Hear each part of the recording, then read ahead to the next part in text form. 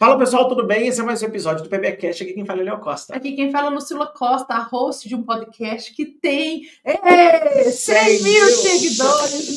Para quem nos acompanha pelo YouTube, a gente sabe que muitas pessoas nos acompanham por outros lugares, principalmente pelas principais redes de onde os podcasts são transmitidos, mas a gente está muito orgulhosos e felizes de ter batido essa métrica, porque assim a gente consegue mostrar e talvez conseguir distribuir mais esse conteúdo que vocês nos ajudam todos os dias, estar aqui com vocês falando um pouquinho mais sobre ciência. Senhor dono do YouTube, estou esperando a plaquinha para colocar. Estou aqui toda vez que a gente gravar o nosso querido podcast.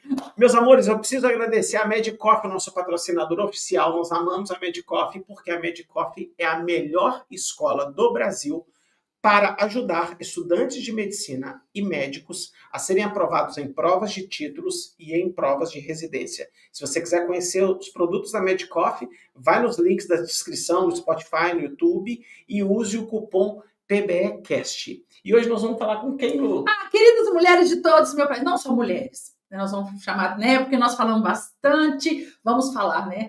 Bastante para os nossos queridos homens também, mas isso é um conteúdo que vocês pedem demais sobre a nossa querida pele, sobre cosméticos, maquiagem, protetores solares. Nós vamos falar com Vitor Infante, um professor doutor que só estuda isso e faz pesquisa disso e fala a fundo sobre esses assuntos. Mas antes disso, solta a vinheta.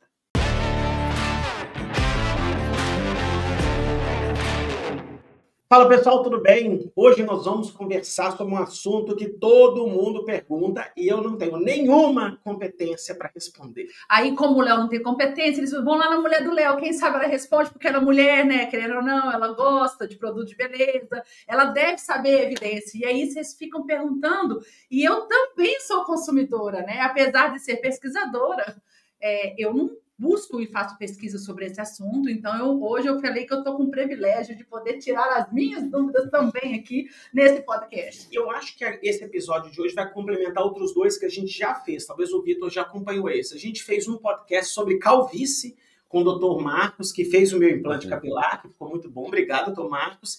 Então foi o primeiro, porque apareci careca, aí o pessoal falou assim, nossa, o que aconteceu e tal, e a gente contou. A gente fez um muito bom com o Guilherme Musi, dermatologista, e a gente só, Vitor, que a gente falou um pouco de tudo. A gente tocou em aspectos de cosmetologia, alguma coisa, mas a gente focamos mais em dermatite atópica, a gente falou de várias coisas, a gente tem que trazer o Gui de novo, foi um dos episódios mais legais, assim, de aprendizado para nós, né, Lu, e para a galera amou.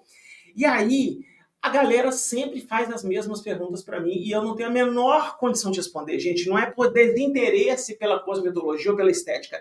É porque é uma área que eu não leio nada sobre o assunto, entendeu? E aí, cara, eu comecei a seguir... Eu nunca sei, né, Lu, como é que eu sigo as pessoas. Eu sei que esse moço de topete bonito apareceu na minha vida e eu falei, esse cara é bom pra caralho. E aí eu queria apresentar para vocês o doutor mesmo, com doutorado, o professor doutor Vitor Hugo Infante, é um cara maravilhoso nas redes sociais. Eu vou deixar o Vitor se apresentar para a gente conversar sobre os assuntos do qual ele é expert. Nós estamos gravando esse podcast ao vivo.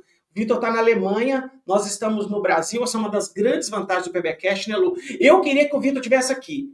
Podia dar um abraço com ele, tomar um café do lado dele, depois falar mentira um com o outro e tal. Mas a vantagem de estar online é poder buscar esse cara em outro lado do mundo, né, Lu? Pra gente poder bater um papo. Vitor, o microfone é seu. O microfone é seu, cara. Seja muito bem-vindo. Conta um pouquinho da sua formação, o que você faz, pra gente conhecer melhor. Primeiro, obrigado pelo convite, né? Obrigado pela introdução. Próxima vez que eu tiver... Vocês estão em São Paulo? Onde vocês estão? A gente está no interior de São Paulo, em Atibaia. Atibaia. Então, quando for aí, a gente vai tomar um café junto, não se preocupe. Então, quando eu pisar aí de novo, a gente vai. Eu sou farmacêutico bioquímico de formação, né? Eu fiz na Universidade de São Paulo, né? Me chamo Vitor Infante, gente que não me segue, quem não me conhece, enfim, eu fiz doutorado em ciências farmacêuticas também, depois direto, né? Eu prestei direto na Universidade de São Paulo, também em Ribeirão Preto. E na verdade, a gente sai com o título de ciências, porque a USP faz isso para ficar mais fácil para você conseguir quando você vai fazer um pós-doc fora, para se adequar. Mas o meu programa é de ciências farmacêuticas, ênfase em medicamento e cosmético. Lá a gente tem diferentes ênfases, né? Tem ênfase em produtos naturais. Eu acho que eles mudaram algumas coisinhas, mas enfim, tinha essas ênfases quando eu prestei, 2016 que eu comecei. E eu depois... A minha pesquisa era sempre voltada com cosmético, né? Então na época do doutorado, era a relação do homem brasileiro com o cosmético e desenvolvimento de produto para esse tipo de público. E aí a gente também teve, assim, então, no caso, bem rápido para entender mais ou menos como que foi, porque eu estava na faculdade de farmácia, então eu tinha que contar a história, a gente adora conhecer. Tinha que desenvolver também ali, mas a questão era que eu queria entender como que o homem brasileiro, especialmente o jovem, ele se relacionava com o cosmético, porque eu tinha lido algumas coisas sobre como existem normas masculinas de utilização de produtos e de tudo mais, e eu estava muito interessado com fotoproteção. E aí a gente percebeu que o homem brasileiro jovem, né, ele, naquela época, gente, é um pré-pandemia, é um pré-rede social, então é um outro contexto social para vocês. Então, assim, hoje em dia a gente pode mudar um pouco esse contexto da conversa, mas naquela época o homem ele ainda tinha um problema, o jovem, de começar a usar, às vezes, um fotoprotetor, alguma coisa, isso num país tropical, com uma certa regularidade. E isso já levava ele a aspectos que levavam como se fosse aquela subinflamaçãozinha que o sol dá, assim, tudo mais na pele. Então levava a questões de fotoenvelhecimento, muito mais acentuado, e algumas coisas nesse sentido, né? Perda das qualidades físico-mecânicas da pele, que é como a gente vai conseguir, então, a pele, quando tem um atrito, se desenvolve, né? E tudo mais. E a ideia depois, como esse era o problema, era desenvolver um protetor solar, e aí eu tinha que fazer isso para muita gente, a gente não tinha muito dinheiro, aí vamos tentar trabalhar com coisa barata. Eu comprei tapioca para fazer estabilização de fotoprotetor, e aí a gente trabalhou com umas ideias para juntar amidos, para tentar fazer uma formulação bacana, e na formulação, a ideia, quando a gente fez uma formulação, as formulações, a gente percebeu que melhorou bastante o FPS das formulações, né? Sem aumentar filtro, né? E aí a gente queria estudar isso um pouco mais. E aí foi quando eu fui fazer o intercâmbio na Alemanha. Eu vim para Berlim, aí eu fiquei 1 ano, peguei um pouco antes da pandemia e a pandemia aqui. E aí eu fiquei 1 ano em Berlim, na Charité, num grupo que é o Center of Cutaneous Physiology. Que legal. Aqui na Charité, que é um centro que usa biofísica para estudar a pele, né? Então a gente faz tudo de forma não invasiva e tudo mais para evitar biópsia. Hoje em dia a gente tem tecnologia para isso, né? A gente consegue ver o nível celular, molecular, sem ter que fazer biópsia. E a ideia era vir estudar esses protetores solares aqui. Eu vim para cá e quando eu voltei para o Brasil para defender o doutorado, aí me mandaram um flyer de um pós-doc que era com eles, na verdade, não era deles, mas era junto com eles, que era de um instituto em Saarbrücken, que é na fronteira com a França, mas é na Alemanha ainda, e do Instituto de Novos Materiais, que eles tinham uma ideia de tentar entender como que a fisiologia cutânea das mãos estava relacionada com a percepção de materiais, com a percepção em geral, né? E aí eu fui trabalhar com isso, então uma área, assim, completamente diferente. Eu ainda, antes de fazer farmácia, fiz 2 anos de ciência física e biomoleculares, né, na USP de São Carlos. E eu lembro que eu parei de fazer e fui para farmácia porque eu não aguentei a física. E aí eu fui trabalhar com física, fui trabalhar com fricção. E aí, para entender percepção, é física pura, assim, né? Eu patinei por um caramba nesse pós-doc. E eu ficava entre essas 2 cidades, né? Mas aí, quando eu estava terminando o meu contrato, a chefe daqui do departamento, ela perguntou se eu não queria ficar, porque eles estavam passando por algumas modificações no quadro de pós-docs e tudo mais, porque eles têm uns pós-docs há muito tempo, porque são algumas pessoas que são muito especialistas nas coisas e eles tentam manter lá. E como eles têm muito estudo de empresa, então tem que ter gente lá, então, enfim. E aí eles me chamaram se eu não queria pelo menos ir lá para cobrir um pouco, né, assim, e fazer um segundo pós-doc, mas é como se, assim, eu estou lá, mas eu não tenho um projeto que é meu. Eu sou auxiliar em vários projetos. É tipo um fellow, isso. Aí eu sou pago por alguns projetos hoje em dia, mas os projetos são variados, assim, aí eu dou uma ajudinha aqui, uma ajuda ali. E aí tô nessa segunda parte agora Que legal. Hoje a gente está gravando essa entrevista, você está em qual cidade? Onde você está no mundo? Eu tô em Berlim e eu tô trabalhando na Charité mesmo, hoje em dia. Legal. Parabéns, que legal. Vitor, isso é muito bacana. Então temos uma pessoa que entende muito para dar. Eu tenho uma pergunta do doutorado dele. Vitor, homem é mais nas coxas mesmo? ao ponto, por exemplo, de fotoproteção. Você acha que... Porque às vezes, assim, até que ponto... Vou tentar apertar o Vitor, porque eles são doutorado dele. Os homens cuidam menos da pele, por exemplo, com fotoprotetor, porque o bicho é bacaiado mesmo, porque não, eles confundem estética com proteção mesmo de pele em prevenção de doenças. Não há campanha. A gente morou em Sydney, na Austrália. A campanha lá é forte, né? A campanha de lá é forte. A campanha lá é forte. A campanha de câncer de pele é diária. Você não passa um dia sem ver alguma coisa. Lá tem um personagem, tipo o Zé Gotinha nosso, na época que a gente morava lá, o cara chamava Albino. Então era um cara todo pintado de branco, e ele falava de umas musiquinhas que ele cantava. It's a good day for cancer. Era uma vinheta esquisita, mas todo mundo cantava isso. It's a beautiful day for cancer. E eu lembro assim, eu jogava tênis num clube lá, Vitor, assim, na quadra de tênis, tinha um garrafão de 2 litros, se apertava assim, igual de ketchup, de protetor, cara. Todo lugar que você vai no Australian Open de tênis, tem make protetor em tudo quanto é lugar. Então, uma sociedade muito consciente do uso do fotoprotetor, não por beleza, envelhecimento de pele, não. Eles estão falando mesmo porque ele é um lugar epidêmico de câncer. Eu queria ouvir as suas impressões sobre isso, cara. Então, eu acho que é uma coisa que, assim, o Brasil, ele tem uma educação de fotoproteção boa. Eu acho que os dermatologistas fazem um trabalho bacana, o SUS faz um trabalho bacana nesse sentido. Existem, sim, essa campanha e tudo mais, mas aí eu acho que aqui vai entrar um pouco cultura, que foi quando meu doutorado começou a apertar, que eu falei, poxa, eu tive que fazer, tipo, disciplina na psicologia, na fé, para tentar entender um pouco, né, que eram coisas que saíam um pouco da minha parte. Mas que, por exemplo, quando a gente vai entender níveis culturais, eu vou dar um exemplo muito fácil de a gente olhar.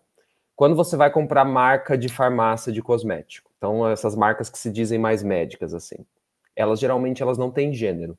Né? Elas estão ali, elas não são for men, necessariamente. Diferente se você vai num outro tipo de segmento, você vai achar esse for men, né? No Brasil, na Europa também. E na Europa existe ainda esse for men também, mas ele também tem uma outra estética um pouco diferente do Brasil, mas existe, enfim. Agora, quando você vai para uma Rússia, mesmo na Rússia, esses que estão dentro da farmácia precisam ter um for men. Então, aqui, o que começa a entrar? Começa a entrar um viés machista dentro da sociedade, que aí a gente não pode... Eu não vou usar produto de mulher. Eu não vou usar produto de mulher. Então, a gente tem esse primeiro ponto que a gente não pode deixar de olhar. Aí existe aquele lugar que é o lugar do cuidado. E aí, quando você vai na classificação mais tradicional do que é psicologia, ela entende o masculino e o feminino, o cuidado ele é feminino. Então, uma aversão ao feminino, uma sociedade que tem uma aversão ao feminino, ela vai ter uma aversão, essa aversão também, em práticas de cuidado. Não por isso, homem tem também, né, uma expectativa de vida menor do que a mulher. Exato. Então, a gente já tem aí, por conta disso, os níveis de câncer são maiores, níveis de muita coisa são maiores, porque o homem tem uma questão de prevenção menor do que a mulher. Então, esse é um primeiro ponto. O segundo ponto vai entrar a estética. Então, é socialmente aceito que você, homem, envelheça, mas não é socialmente aceito que uma mulher envelheça. Uhum. Então, uma mulher, ela vai envelhecer aos olhos da sociedade diferente do que um homem. A gente pode fazer vários recortes aqui, né? Vai ter recorte racial, vai ter recorte de questão LGBT, então várias coisas aqui que você vai entrando, que você pode esmiuçar, mas de ponto geral é isso. E aí isso faz com que o homem não acha que ele não precisa se cuidar. Por quê? Se você está dentro desse aspecto de beleza que você está aqui, dominante, então você não precisa. É a mesma história, daquela história de tipo, mulher europeia não faz muito procedimento estético, elas são mais da questão natural. É porque elas são a questão da beleza, entendeu? Então, tipo, elas são o padrão da beleza.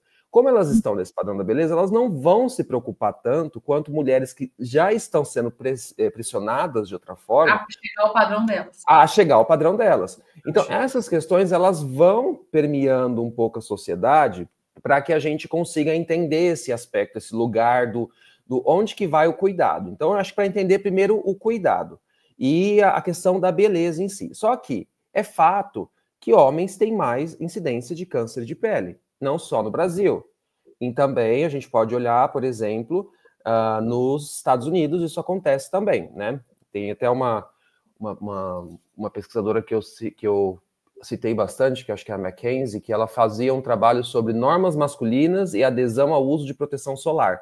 E ela via que quanto mais os homens eles seguiam essas normas masculinas de não me toca, porque isso não é coisa de homem, não sei o quê, menos eles usavam proteção solar. E eu vi isso um pouco na minha pesquisa com homens jovens brasileiros, mas o mais interessante que a gente conseguiu enxergar foi que se um homem ele tem 40 anos, mas ele tem um hábito de fotoproteção, ou pelo menos o hábito de fotoproteção, gente, não é só fotoprotetor, tá? Então é você não se expor muito, ou quando for se expor, você pode usar roupa com UV, com proteção UV, que aí a proteção UV de roupa depende da trama do tecido, né? Que tem um filtro solar ali, é a trama do tecido que vai fazer isso. Então são vários aspectos que vão entrando, assim.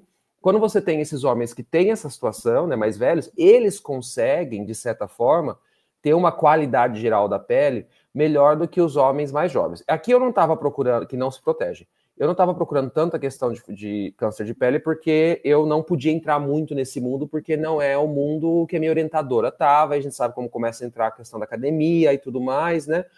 Então eu tinha que ficar mais assim, ver a morfologia. Então a gente conseguia ver como que se estruturavam os tecidos da epiderme, da derme, das diferentes camadas, como que se estruturava o colágeno, a gente tem tecnologia para isso, né?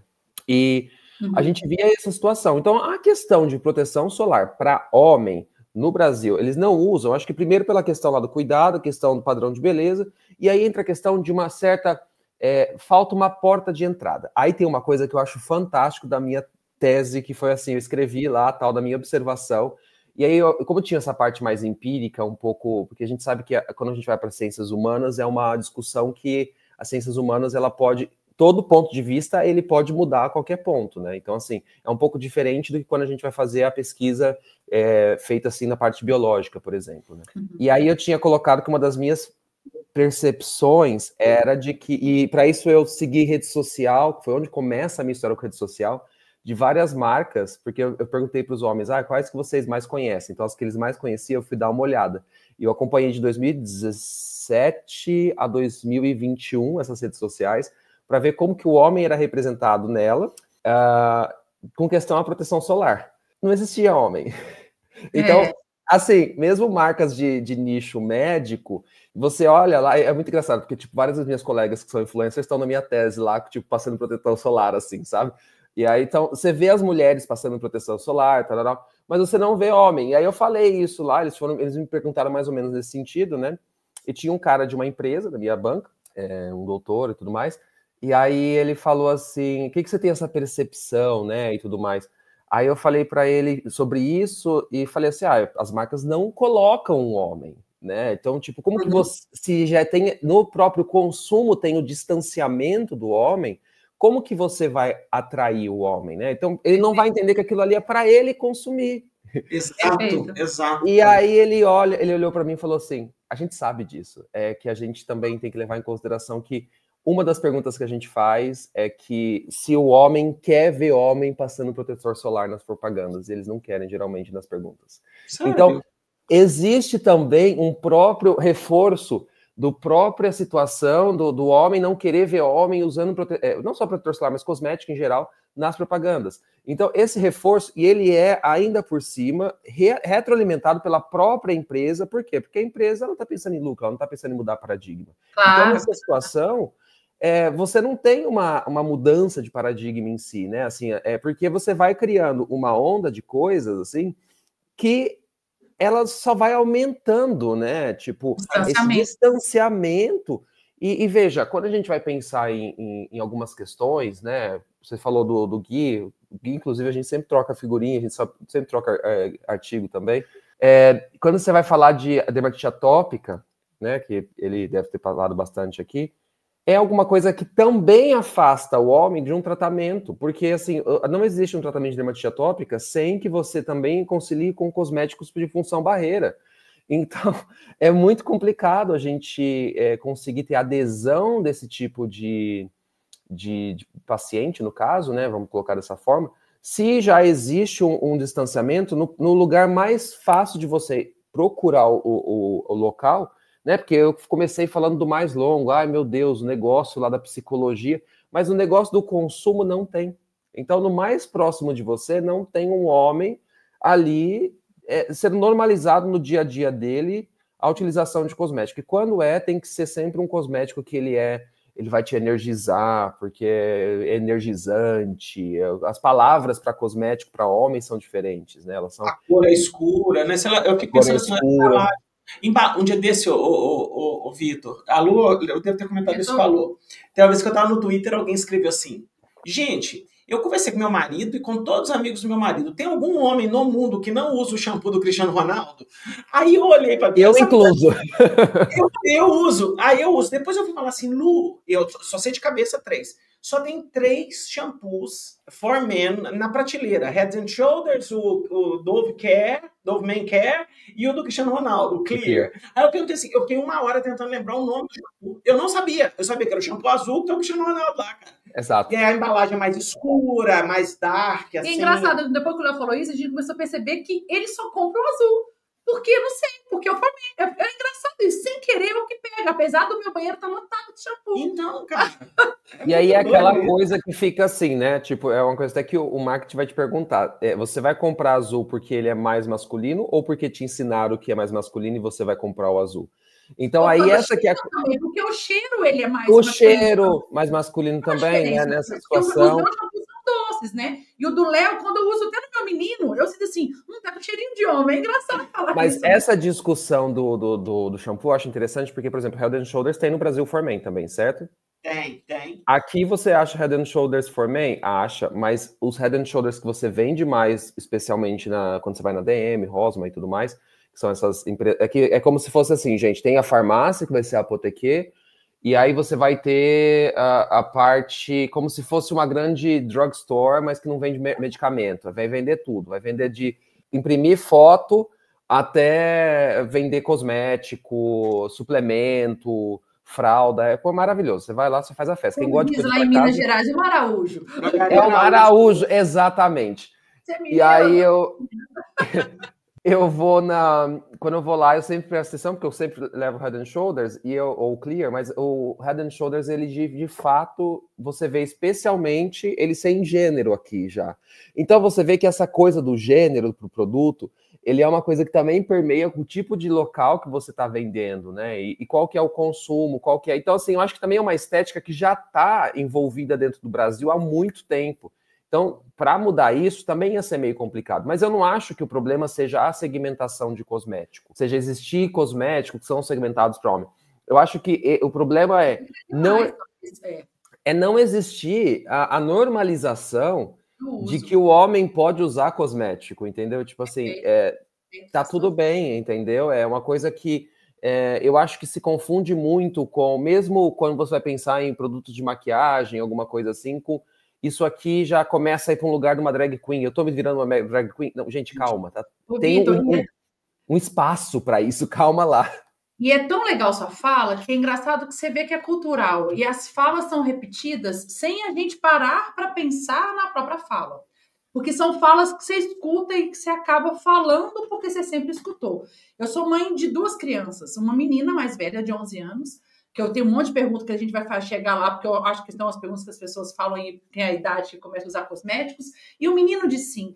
E é muito engraçado que o menino de 5, ele me vê cuidando da minha filha, e aí, na hora que eu acabo, tipo assim, a gente vai sair. Então, a minha filha sempre chega pra mim e fala assim, mamãe, me passa um blushzinho, me faz um penteado. Então, ele vê o cuidado que eu tenho com ela.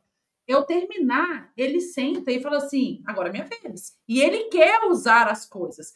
E eu sou uma mãe que eu sou assim, meu filho já fez balé, já fez um monte de coisa, porque ele pediu, então não tem esse negócio de separação, segmentação. Criança, né? A criança, ela olha o signo ali do que você está fazendo e ela quer aquilo, né? Mas olha que louco. Eu não me importo, mas ele, como eu não me importo, ele vê que eu ajo com naturalidade... Ele chega na escola e tem um comportamento semelhante. E lá, as crianças da mesma idade que ele o criticam, que não é coisa de menino. Se ele fala assim, hoje a mãe passou um creme. Homem não passa creme? Menino não passa creme? Aí ele fala, mãe, hoje só as meninas brincaram comigo. E é louco que eu falo assim, você tem 5 anos. A mamãe te passou hoje porque, né, sei lá, você pediu pra passar e eu passei. Qual o problema eu passar um hidratante no rosto de um menino? Então, eu tô hidratando a pele. E são frases que você vê que são repetidas. E quantas vezes, até pessoas mais velhas, da minha família mesmo, não, você não vai passar isso nele, ele é menino. Eu falei, gente, qual o problema de ser menino? Ele pode passar. Exato, e essa é uma são definições marcadas de gênero dentro da sociedade, e é uma coisa que, assim, hoje em dia a gente sabe que essas discussões, elas têm pegado muito, porque... E aí, quando a gente entrar, porque a gente vai entrar nessa discussão sobre disruptor endócrino, eu vou colocar uma percepção que eu tenho aqui também com relação a isso. Mas vai ser interessante da gente entender que a gente discute muito sobre uma questão de, meu Deus, puberdade precoce para criança, hoje em dia, mas a gente já cria nelas, veja, desde os 5 anos de idade, a definição do que é gênero, tá? Tem uma coisa nada a ver, é diferente de sexo biológico, claro, mas de qualquer forma você já cria na criança desde pequeno, sem ter medo. Então eu fui falando assim, qual que é o medo que você tem de coisas nesse sentido, mas você não tem medo de outras coisas? Tipo, você já está definindo algumas coisas. Então, essas que são algumas coisas que me pegam, assim, que me chamam muito a atenção nesse nicho que se expandiu e explodiu muito com relação ao disruptor endócrino, mas que ninguém fala, por exemplo, que o pior disruptor endócrino que pode existir é quando o pai faz, por exemplo, reposição hormonal, e aí pega a criança, passa... Tem contato, gente. Isso daí pode ultrapassar pela pele. A gente pode discutir um pouquinho depois disso, mas assim, é um negócio que eu acho impressionante. O discurso cai em cima do cosmético, mas não cai em cima do que realmente a gente sabe que causa. Entendeu? Eu acho interessante quando vai para esse lugar. Onde nós vamos começar com o tio Vitor? Nós vamos falar de protetor solar ou nós vamos com o disruptor? Vamos começar com o protetor? Pode? Não sei, porque a gente está no assunto. Nós estamos no meio aqui, ó.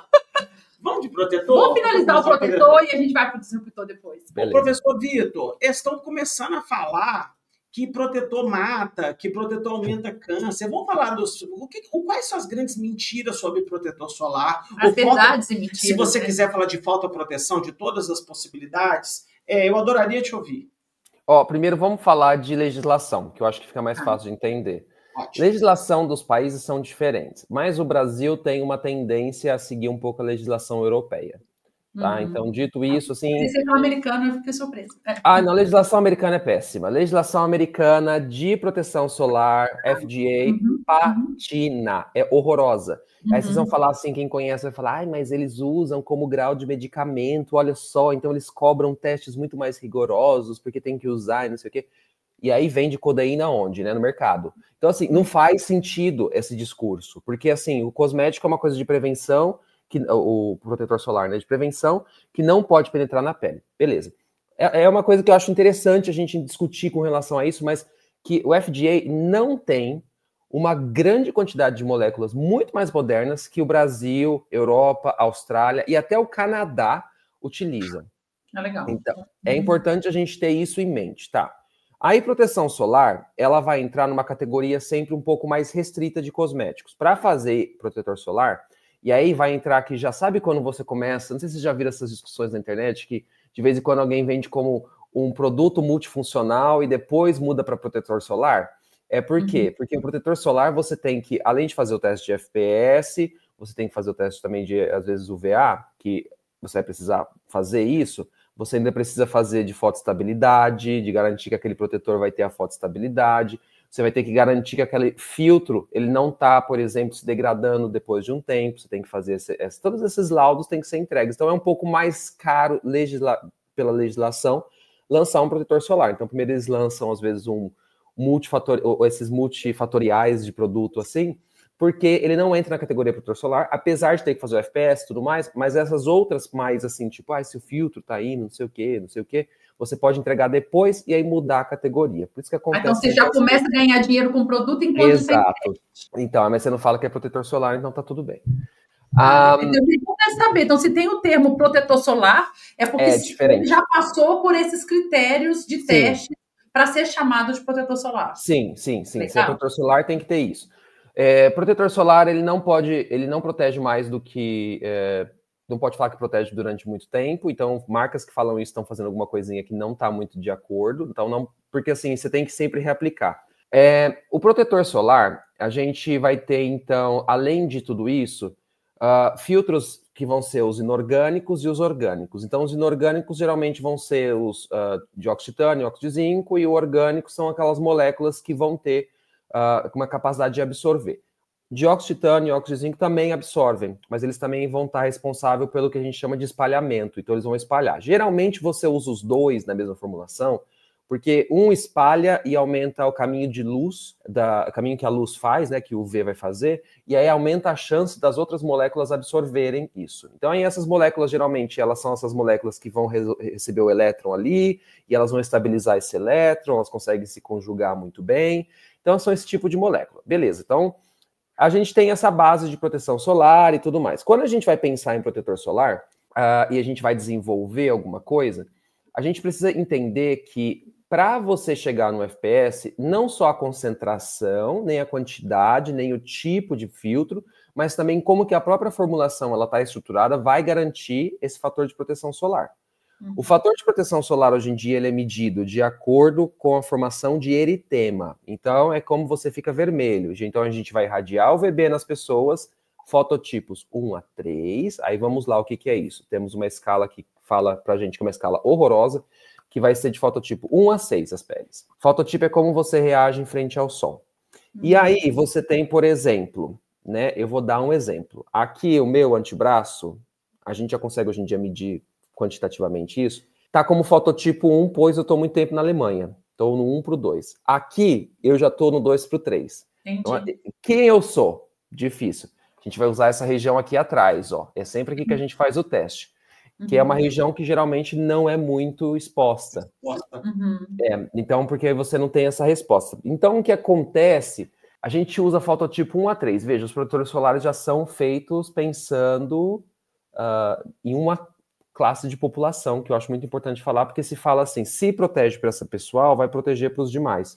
Mas a gente já tem um negócio que parece que dependendo de como que é o estímulo que a pessoa tem, não importa só a cor da pele, porque a cor da pele, a pessoa pode ter o mesmo eritema, mesma intensidade dele, com a mesma dose de uma pessoa branca. Então, isso é uma coisa que a gente observou num estudo aqui, a gente tá para publicar isso. Legal. E a gente ficou meio chocado, todos eram background latino ou africano que vieram para cá, então eles estão sem o estímulo há muito tempo. Quando deu o estímulo de UVB, eles queimaram tal qual uma pessoa branca, um alemão. Então, olha, ele não importava o quanto pele. Exato, porque geralmente o que a gente faz é o MED, né, que é o Minimal Erythematosas Doses. E esse MED, ele vai ter uma relação com o seu fototipo. Então, quanto maior o fototipo, cada pessoa tem um, na verdade, né, acaba sendo maior. Mas, para nossa surpresa, né, para surpresa, na verdade, da aluna que estava fazendo isso, não foi bem estranho, assim, né, e deu essa reação exacerbada e uma coisa que parece que está surgindo agora, essa discussão e tudo mais. Mas, enfim, fazemos esse teste, vemos o quanto que protege ou não, de acordo também com a comparação com o controle, que não tem nada ali, né? E aí é feito a partir do eritema. Outra coisa muito interessante é que, às vezes, a gente tem uma ideia de que pessoas com peles mais escuras não queimam. Elas queimam de cor diferente. E esse que é um ponto muito importante. Que aí, quando a gente vai para a dermatologia, tudo é feito pensado em eritema vermelho. Então, o SCORAD, que é a escala de dermatite atópica, quanto que é ruim? Ela é feita de acordo com a vermelhidão. Mas fototipos mais escuros não ficam vermelhos quando eles ficam inflamados. Mas tem o processo também. Fica meio acinzentado, fica meio arroxeado, depende da cor. Então, esse é um negócio que aí já começa a entrar esses outros aspectos, assim, né? Quando você tem essa proteção do UVB, o UVB, ele é o mais cancerígeno, ele é a radiação que chega mais superficialmente do que a gente tem, né? Porque o UVC, ele é filtrado pelo ozônio, e aí o UVB ele vai chegar até a nossa junção da epiderme com a derme. Então a gente tem assim, eu vou te falar estrato córneo algumas vezes, é a camada de células mortas, aí a gente tem a epiderme, que o estrato córneo faz parte, e a gente tem a junção da derme com a epiderme, que é geralmente onde a gente vai ter os nossos melanócitos, a deposição de melanina. O UVB chega até ali.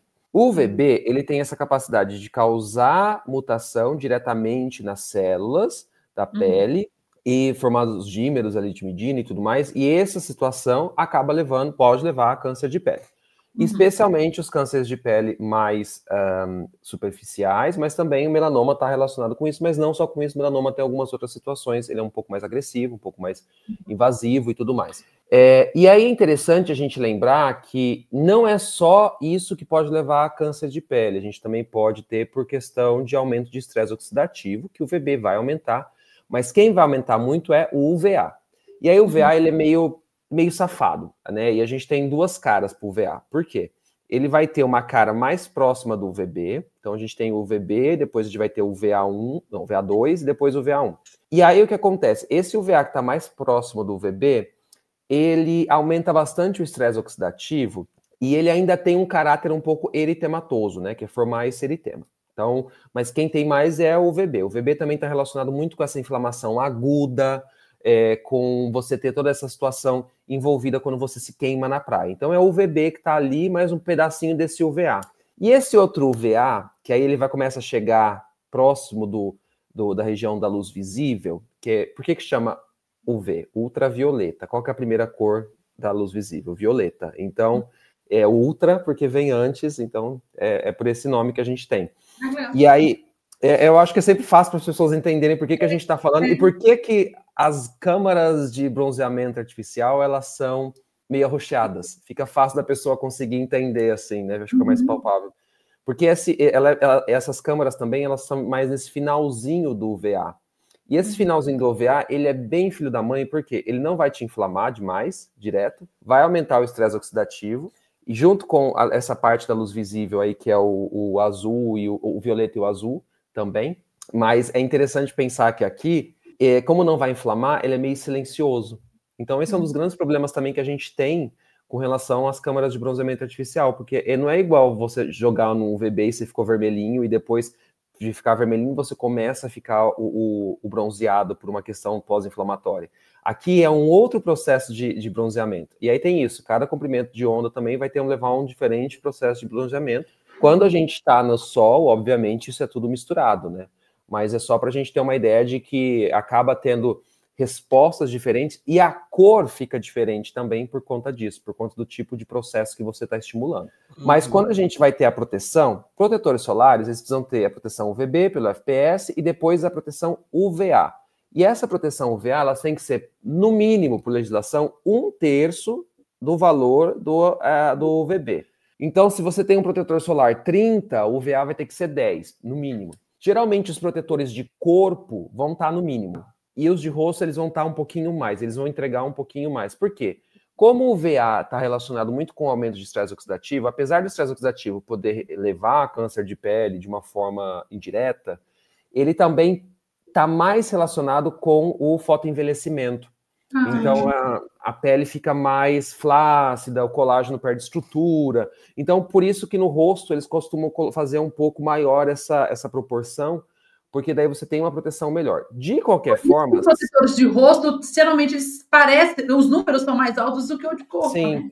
Também. Então, por isso que eles já jogam o FPS para cima também, mas aí também o UVA vai não só receber essa mínima, né, quantidade, assim, né? Tá. Essa é uma das grandes diferenças, assim, que a gente tem com relação a isso. Mas uma coisa legal daqui também de pensar é que essa proteção, ela não é integral no UVA. Então, a nossa proteção, nossos protetores solares hoje em dia para UVA é muito ruim. A gente tem alguns que estão saindo hoje em dia que estão tendo uma cobertura melhor, estão chegando até a luz visível. Existem poucos filtros que conseguem fazer essa parte de proteção de luz visível, especialmente pelo aumento do espalhamento de luz, para conseguir aumentar o caminho que faz, e aí acaba não chegando até a pele, então acaba sendo, sei lá, interage com outras moléculas, ou mesmo faz sai daqui, volta para a atmosfera. Uma coisa legal da luz visível também é que a proteção, ela não precisa necessariamente, aí entra na luz visível, né, depois, ela não precisa necessariamente ser feita com filtros, a gente pode usar cor. Então, maquiagem geralmente vai ter uma proteção para luz visível. Se você faz um uso de uma maquiagem, é bom. E o bom de se fazer uma proteção de luz visível é por conta que pode aumentar também o estresse oxidativo e aumenta a hiperpigmentação. Então, para quem tem acne pós-inflamatória, essas coisas, é sempre bem interessante. Melasma e tudo mais. Mas, pensando em luz visível do sol, a gente já sabe que luz visível de TV, luz visível de computador, não vem em energia suficiente para conseguir causar um problema de estresse oxidativo na nossa pele, até porque a nossa pele, ela tem uma capacidade de se regenerar até certo ponto. Então, assim, é a que vem do sol mesmo, eu sempre gosto de falar que é interessante que esse case, né, de coisa da ciência, assim, da pele, no começo tinha sempre esse medo, lógico, né, quando se descobriu que podia aumentar lá nos anos 2000 e pouco, quase 2010, mas que veio da própria indústria cosmética. Então, a própria indústria cosmética viu e publicou sobre isso, falando assim, cara, não, a gente não precisa pensar em produtos para telas, tá tudo bem. E é muito interessante porque até hoje eu vejo no Brasil empresa fazendo marketing de protetor solar para tela. Eu acho um absurdo. Eu falo, cara, onde que está a parte de edição científica que vocês têm? Não tem nenhuma. E às vezes marcas grandes, assim, eu fico embasbacado. Eu falo, cara, não é possível.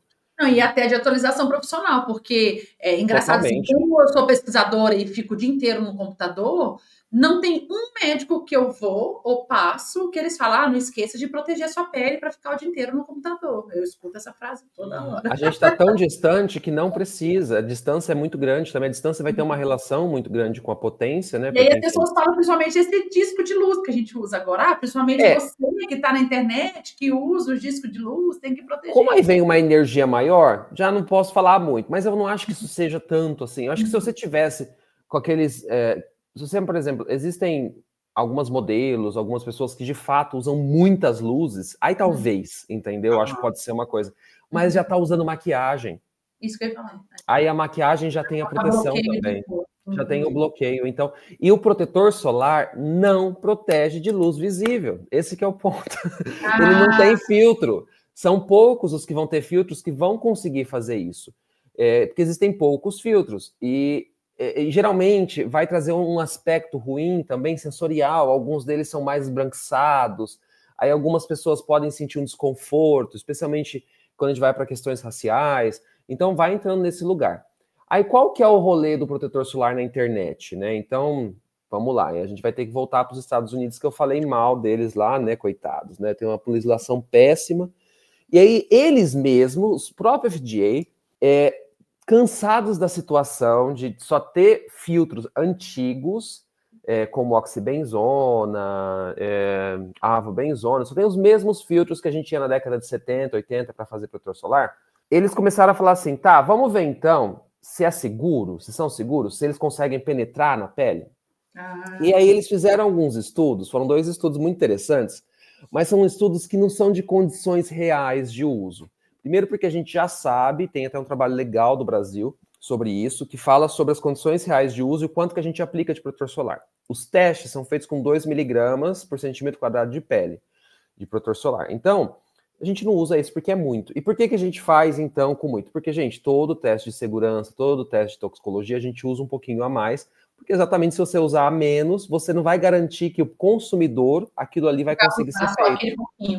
Exato. O que é 2 gramas por centímetro de pele na prática? São os 2 dedos que o pessoal fala ou não? Não, a gente pesa mesmo. A gente pesa, então a gente vai fazer então uma área de 16 centímetros quadrados. Então daí a gente vai pegar e a gente vai medir, pesar 32 miligramas.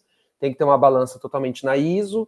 E aí a gente pesa isso. Antigamente se usava até uma luva embebida no protetor solar para não perder protetor solar, mas hoje a gente já viu que isso não gasta muito, então a gente vai lá, aplica, e tem toda uma forma de aplicação, tá? A gente não aplica só assim. Você desenha mesmo, você coloca. Vai desenhando, é quase tipo, você vou enfiar protetor solar nisso aqui mesmo, para cobrir toda a pele. Exato. E nas condições reais de uso, a gente tende a usar menos, a gente usa... Geralmente vai dar em torno ali de 1,2 a 1,4 miligramas. Então é bem pouco, é quase metade, né? Então a proteção já vai ser menor. Só que o que eles fizeram nesse estudo? Eles colocaram as pessoas, o primeiro deles, internadas, basicamente, estavam no hospital, passava protetor em 75% do corpo da pessoa, completamente embebido de protetor, na quantidade de 2 miligramas por centímetro quadrado, e deixava ali, eles ficavam durante, acho que se não me engano, 5 a 7 dias, e era medido tanto no sangue quanto na urina se encontrava protetor solar ou os metabólitos, né? Os filtros solares ou os metabólitos. E se encontrou de alguns. Agora, vamos lá, né? Tá dentro de um lugar totalmente controlado, você tá com uma quantidade alta, então existem as limitações. Sem suar, sem transferir para a pele, sem sair. Exato, exato, tem isso. E aí teve um outro que ele é um pouco mais real, mas ainda assim também. Que foi também, tem a questão de diferentes texturas. Eles viram que diferentes texturas de proteção solar também parece ter uma influência. Um creme mais comum parece que penetra menos do que aqueles mais hidroalcoólicos, que são mais de espirrar e tudo mais, sabe? Porque muitas vezes também, né, quando você vai fazer o espirrar aqui, vai entrar no teu nariz. Então, vai ter outros caminhos, né, de entrada pela boca, mucosa é mais permeável, lógico, né? Então, assim, eles conseguiram ver essas variações, mas, assim, as doses que foram encontradas, ainda assim, baixas, de alguns deles, acho que foi especialmente oxibenzona e alfabenzona, não lembro quais são agora, foram 2, mas um, assim, um pouco mais alto, mas ainda assim, não é um negócio que você fica, meu Deus. Mas aí, né, a internet transformou isso num circo, assim, que você fala, cara, ninguém leu, né? Ninguém leu. Ninguém leu o estudo, ninguém leu as reportagens dos próprios pesquisadores, porque qual que era a ideia deles? Eles eram pesquisadores do FDA falando para o FDA, olha, os filtros, a gente precisa de mais filtros, por quê? Dentro dessa realidade dos filtros aqui americanos, a gente não está conseguindo garantir mais a segurança. Porque daí o que acontece? Melhorar, né? Vão evoluir. Essas moléculas, elas são menores do que 500 Dalton no seu tamanho. E a gente tem uma lei na penetração de substância que fala que se ela é menor do que 500 Dalton, ela vai penetrar mais pela pele. E os filtros hoje em dia mais modernos, eles são desenhados para ser maiores do que isso. Então, os filtros mais modernos, eles já são pensados nessas questões de barreira da pele, para ficar mais na superfície. Eles são mais fotoestáveis. Às vezes você tem que usar 2 filtros juntos para conseguir a estabilização de um deles. E o outro tá ali só como uma molécula para ajudar. Então, assim, são mais ultrapassados mesmo. Então, a ideia deles é falar assim, gente, a gente precisa, de fato, conseguir colocar alguns filtros a mais aqui. Só que lá a legislação é como medicamento, e a gente sabe que para medicamento você precisa fazer alguns testes, envolvem testes em animais. Aí a gente começa a entrar em cosmético, teste em animal. A gente começa a entrar em discussões onde que isso vale a pena. As empresas que estão produzindo esses filtros novos, geralmente elas estão fora dos Estados Unidos. É para eles uma questão levar para os Estados Unidos? Será que vale a pena entrar com todas essas situações? É uma questão de legislativa mesmo. É uma questão legislativa ali, entendeu? Então, ali nos Estados Unidos é uma questão... Foram feitos testes em outros países, mas não no padrão que o FDA... Você tem os mesmos filtros sendo usados. Japão, Coreia do Sul, Europa, Austrália, Brasil, Canadá. Vai ter algumas variações nas concentrações máximas permitidas, mas existe uma harmonização, tipo, nos maiores mercados, China também. É que aí a China a gente também tem algumas situações como que eles fazem alguns testes, mas a de proteção solar eu não sei muito bem ainda, mas eu acho que ainda entra algumas questões, ainda não tanto quanto o FDA, mas o FDA fica lá, nessa situação. É que aí para o Brasil nem é só o Brasil, é o Mercosul, né, no geral, que aí faz, né? Ô, Vitor, mas deixa eu fazer uma Então, pergunta. rapidinho, deixa eu fechar isso, assim, porque isso a gente escuta, e aí, eu, como cientista, eu fico pensando assim, como as pessoas acham assim, eu trabalho com pesquisa, então eles acham que a gente é obrigado a ser um PubMed ambulante. Aí eu tenho que lembrar assim, tá, apesar de saber metodologia, eu não leio tudo e não consigo parar e aprofundar em tudo. E aí, a pergunta básica é assim, absorve ou não absorve? É perigoso ou perigoso? Tô grávida, eu posso usar ou não posso usar? Porque vai absorver, vai isso, que aquilo aí fica... Eu acho que primeiro a gente tem que lembrar que esses estudos eles foram feitos num contexto de Estados Unidos. Então, se eles foram feitos no contexto dos Estados Unidos, as formulações de lá não são a mesma coisa que no Brasil. Eu acho que aí, quando você é grávida e tudo mais, você pode... Então, sei lá, tem um problema com a oxibenzona, que a gente sabe que pode penetrar um pouco mais, naquelas formulações, naquela situação, nananana, mas você tá ali com aquela questão, que você tá grávida, você tem alguma coisa, então ou você procura outro protetor, busca um outro protetor que não tenha, pronto. Mas não penetra, então. O protetor é feito para não penetrar, mas falar que não penetra também, eu acho complicado falar que não vai penetrar, porque pode penetrar, obviamente. Mas as porcentagens são mínimas. E são mínimas, até porque, gente, olha, o que existe de estudo para estudar coisa para penetrar pela barreira da pele não está escrito. Então, assim, a gente... Eu estava até lendo esses dias que a gente tem uma ideia de que, tipo, lipofilicidade, hidrofilicidade e tudo mais, mas não é só isso que rege. A gente não entende tão bem essa barreira, que essa barreira é tão bem construída e ela consegue, eu acho fantástico, que ela consegue fazer com que a gente não tenha uma penetração substancial das coisas na nossa pele. Perfeito. Linda pergunta. Logo, deixa eu tentar pular um ponto aqui. Agora, eu desconheço, tá, Vitor? E aí eu tô perguntando para você, nós não temos nenhum estudo que o uso desses protetores que, porventura, penetram na pele, causam dano nas pessoas. Que é outro A gente sabe que em célula, quando a gente coloca muita coisa, ou quando a gente faz em animal, especialmente em estudos de celular, a gente sabe que pode vir a ter essas coisas de disruptor endócrino, não sei o quê, em altas concentrações, que não vão ser concentrações que vão estar de armas praticáveis no seu corpo. E aquela coisa, se está saindo na tua urina, é um sinal maravilhoso, porque você não está metabolizando. Só que é difícil você explicar isso para as pessoas, entendeu? E eu acho que a questão que entra aqui, vai entrar a questão também do consumo diário, né? Então, a gente, no Brasil, a gente tem um consumo diário de protetor solar um pouco maior. Então, eu acho que a gente tem que ter um cuidado na hora de comunicar para as pessoas e falar que isso pode, não sei o quê, mas que não existe nada que fala assim, essa substância causa isso, essa substância causa câncer. Não, não tem isso. Isso é uma coisa que realmente surgiu da internet, eu não sei de onde, mas surgiu. Assim. E deixa eu botar um pitaco. Por favor, tá, Vitor? Se eu estiver falando bobagem, você tem que me corrigir aqui. Tem um outro ponto que eu acho que ninguém pensa. É o risco de eu usar versus o risco de eu não usar.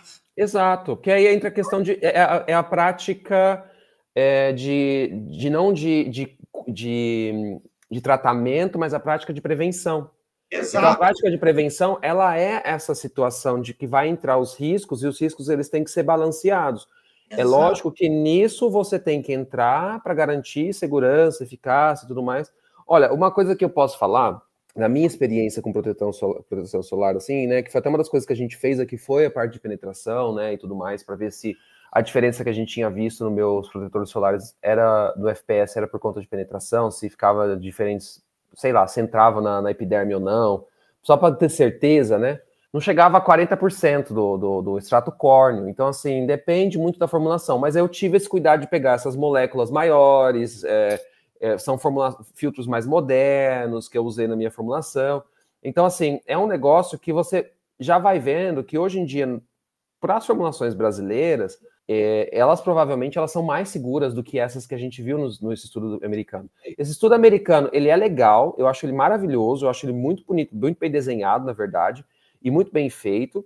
Ele traz pra gente essa perspectiva, só que, e aí que tá, nada ali pra mim era muito assustador, porque eu vi assim, tá bom, tem algum outro aqui que tá penetrando um pouco mais, mas que já são filtros em desuso pra gente. Exato. Sim, a aplicabilidade da ciência... Deixa eu dar um nome aos bois aqui, Vitor, eu vou falar nome de marca. Quando eu chego numa drogaria aqui no Brasil, falando Brasil, tá? Brasil, São Paulo, eu vou lá na drogaria, aí tem os filtros chiques, aí tem a prateleira toda branca, igual você falou, dos mais caros e tudo. Aí chega o Leozão lá que vai levar o Pedro para tomar banho de piscina aqui no clube aqui da cidade, tá? Nós vamos nadar aqui ou nós vamos pra praia. A Lu fala assim, qual é o protetor solar para as crianças? Aí tem a prateleira dos protetores genéricos, Sandal, Nivea, esses comuns, eles não são baratos não, eles são caros. Esses protetores já são mais modernos do que essas formulações que existem? Alguns vão ser, e alguns filtros, eu teria que dar uma olhada na formulação, mas isso é uma pergunta até para eu fazer um vídeo, já vou colocar aqui. Tá, legal, faça um vídeo. E aí eu posso já fazer isso, então, tipo, comparar filtros de protetor barato versus caro, pra gente dar essa discussão, porque aí eu preciso dar uma olhada nos filtros, mas o que eu sei é que, geralmente, algumas marcas vão ser, tipo, na mesma holding, né, então vai ser... Elas não vão ter tantas diferenças. Claro que elas podem usar alguns filtros desses mais antigos, às vezes, para chegar a uma avobenzona, alguma coisa ali, mas... já é avançada também. Porque, gente, o que é caro no cosmético é o marketing, não é a formulação em si, entendeu? Então, assim, quando você vende rios de produto, igual uma Nivea, por exemplo, que é uma marca mais barata, mas ela se baseia também nas pesquisas que são feitas dentro da Beiersdorf, que são feitas para a OICRIN. Então, assim, você tem o mesmo tipo de produto, mas é outro segmento. E é uma coisa que você vai tendo que discutir, mas eu preciso dar uma olhada nos filtros com relação a isso, assim, para poder falar com certeza para você. Então, vai ter um vídeo sobre isso, gente. Legal. Estão seguros, então? Então, seguro, todos vão ter que passar pelos mesmos aspectos, né? E mesmo, não importa se eles são da Alemanha, da França, se vai comercializar no Brasil, tem que passar pela legislação brasileira. Então, você vai ter que entrar tipo, vai ter que aplicar as coisas no Brasil, né? E aí você vai ter que passar pelas mesmas questões. Então, são esses pontos. Outro ponto polêmico da internet com relação a filtro é a questão ambiental, né? Então, porque os filtros, eles estão destruindo os corais. A gente tem muitas pesquisas com alguns filtros, oxibenzona, avobenzona, você vê que são sempre os mesmos nomes, né? Octocrileno, que eles estão causando branqueamento. Eles estão causando o branqueamento? Ou será que o que a gente sabe é que eles, em modelos de estudo in vitro, podem levar ao branqueamento de coral? E digo mais, aí o pessoal ficava assim, porque bom é aqueles filtros inorgânicos. Não, não é. Filtro inorgânico geralmente é em partícula, e filtro inorgânico essas partículas elas podem se acumular como uma capa em volta dos corais, e elas podem filtrar a luz UV, e aí leva ao branqueamento do coral. Então temos um grande problema. O que a gente não tem, estudo para toda molécula, então não dá para falar que o seu protetor solar ele é coral safe, coral reef safe, 100%, porque a gente não sabe para todas as moléculas, a gente não sabe como que é a interação com todas as moléculas, e os estudos, eles são dentro de laboratório. Então, em condições de vida real, não tem. Quer dizer que a gente não tem que olhar, que tem que... Não, especialmente locais de proteção, pode ser interessante a gente olhar para isso, mas como eu falei para vocês, tinha-se a ideia que filtros inorgânicos eram bons, mas particulados são um problema já. E parece que o óxido de zinco já está começando a ser um problema em algumas coisas.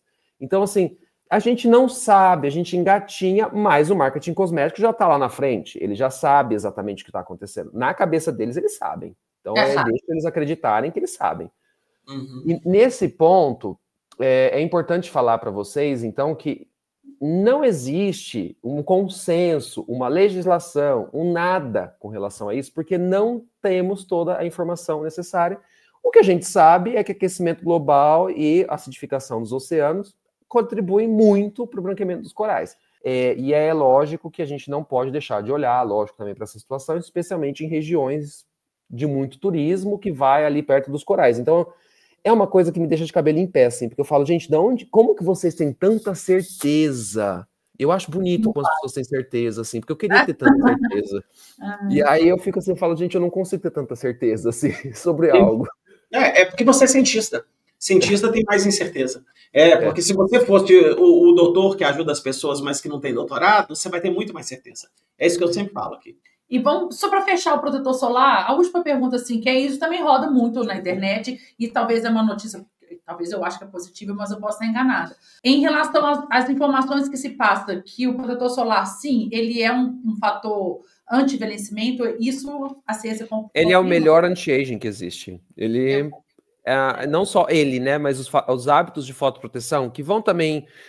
tá relacionados com você usar roupa, você se proteger do sol, você não se expor muito. É claro que ainda vai entrar um monte de recorte aqui, né? Tem gente que não tem como não se expor, né? Porque trabalha no sol. Mas, então, assim, todas as questões que vão com relação a isso. E óculos de sol também é um ótimo protetor para essa região. Por quê? As pessoas, elas passam muito nos olhos protetor solar. E não tô falando que tá errado, mas algumas pessoas não toleram, algumas pessoas usam lente de contato, eu uso lente de contato. Então, pode entrar no olho, então é uma forma de penetração também, né, gente? A gente tem que levar em consideração aqui essa questão. Então, eu acho legal passar protetor solar na região, né, pega a região, mas não tanto quanto no olho, assim, eu não passo, uso sempre o óculos de sol para me expor, porque é uma forma de proteção também. Eu acho que sabe uma coisa que eu acho que é difícil nessa hora, sempre o Vitor falou das pessoas que são expostas, né? Eu não estou, tem 6 meses que eu estou parado, mas eu joguei tênis a minha vida inteira. E o problema do protetor solar, cara, quando você está fazendo atividade física, que você, por exemplo, tenista não dá para usar óculos de sol. A gente usa, por isso muito tenista usa boné. Por que usa boné? Tem gente que fala assim, mas você usa boné por quê? Eu uso boné por suor ficar parado aqui. Aí protetor solar escorre. Até você achar sua formulação que não irrita os olhos. Porque, por exemplo, caiu o suor no olho de um tenista, cara, isso é um inferno. Aí protetor solar, para quem faz esporte, ele tem que ser um pouco diferente. Então ele vai ter que ter algumas moléculas que vão ser mais hidrofóbicas e vão deixar ali mais na superfície da pele e tal. A questão é que agora a gente já está com problema com isso de novo, porque aí a França está proibindo agora as moléculas que são fluoradas, que tem esse aspecto, como se fosse um teflonzinho, sabe? Então, vai entrar... Eu tenho minhas questões com esse tipo de molécula, porque, de fato, a gente sabe que teflon pode ser alguma situação ali e tudo mais, mas é aquela coisa, proteção solar, e aí eu fico pensando, quando você está fazendo esporte, tá suando, você tá perdendo tanta formulação, não vai penetrar assim, né? Pode ser pelo olho, mas aí você tem que ter a proteção também, porque senão vai ser ruim. Então é aquela coisa, existem as condições reais de uso que você não vai ter o contato com o protetor solar como você vai ter num laboratório, sempre, né? Sim. Que você vai aplicar ali, deixar ali e vai ver como penetra. Então, condição real de uso, você tá numa praia, gente, você vai encher de areia. A hora que você faz isso com a areia, assim, você já arrancou um monte. Passa a toalha no rosto. Né? Exato. Então, assim, por isso que você tem que reaplicar quando você tá na praia e tudo mais. Então, para você ter uma ideia, a quantidade de energia que você recebe em 4 ou 5 horas de praia no Brasil, né, num dia de radiação UV média, vai ser suficiente para queimar quem tem a pele mais escura no Brasil. Então, assim, é um tipo de coisa que não tem como você fugir. Você vai ter que, de fato, conseguir ter fazer essa proteção. Entendi. Legal. Legal. Lu, vamos para cima? Vamos para o maior BO da internet. Ô, Vitor, eu vou começar do básico. Não pode rir da cara do apresentador. O que é disruptor endócrino? Isso existe? Me define esse negócio aí, porque eu escuto esse trem toda hora, eu passo um maior aperto aqui. E aí, esse escuta falando que é verdade, outros que é mentira, e vamos tirar essas coisas. Olha, eu tenho uma amiga, uma colega, né, de internet, assim, que ela é uma mulher trans, e ela fala para mim sempre assim, eu adoro ouvir o termo disruptor endócrino, porque é o que eu procuro.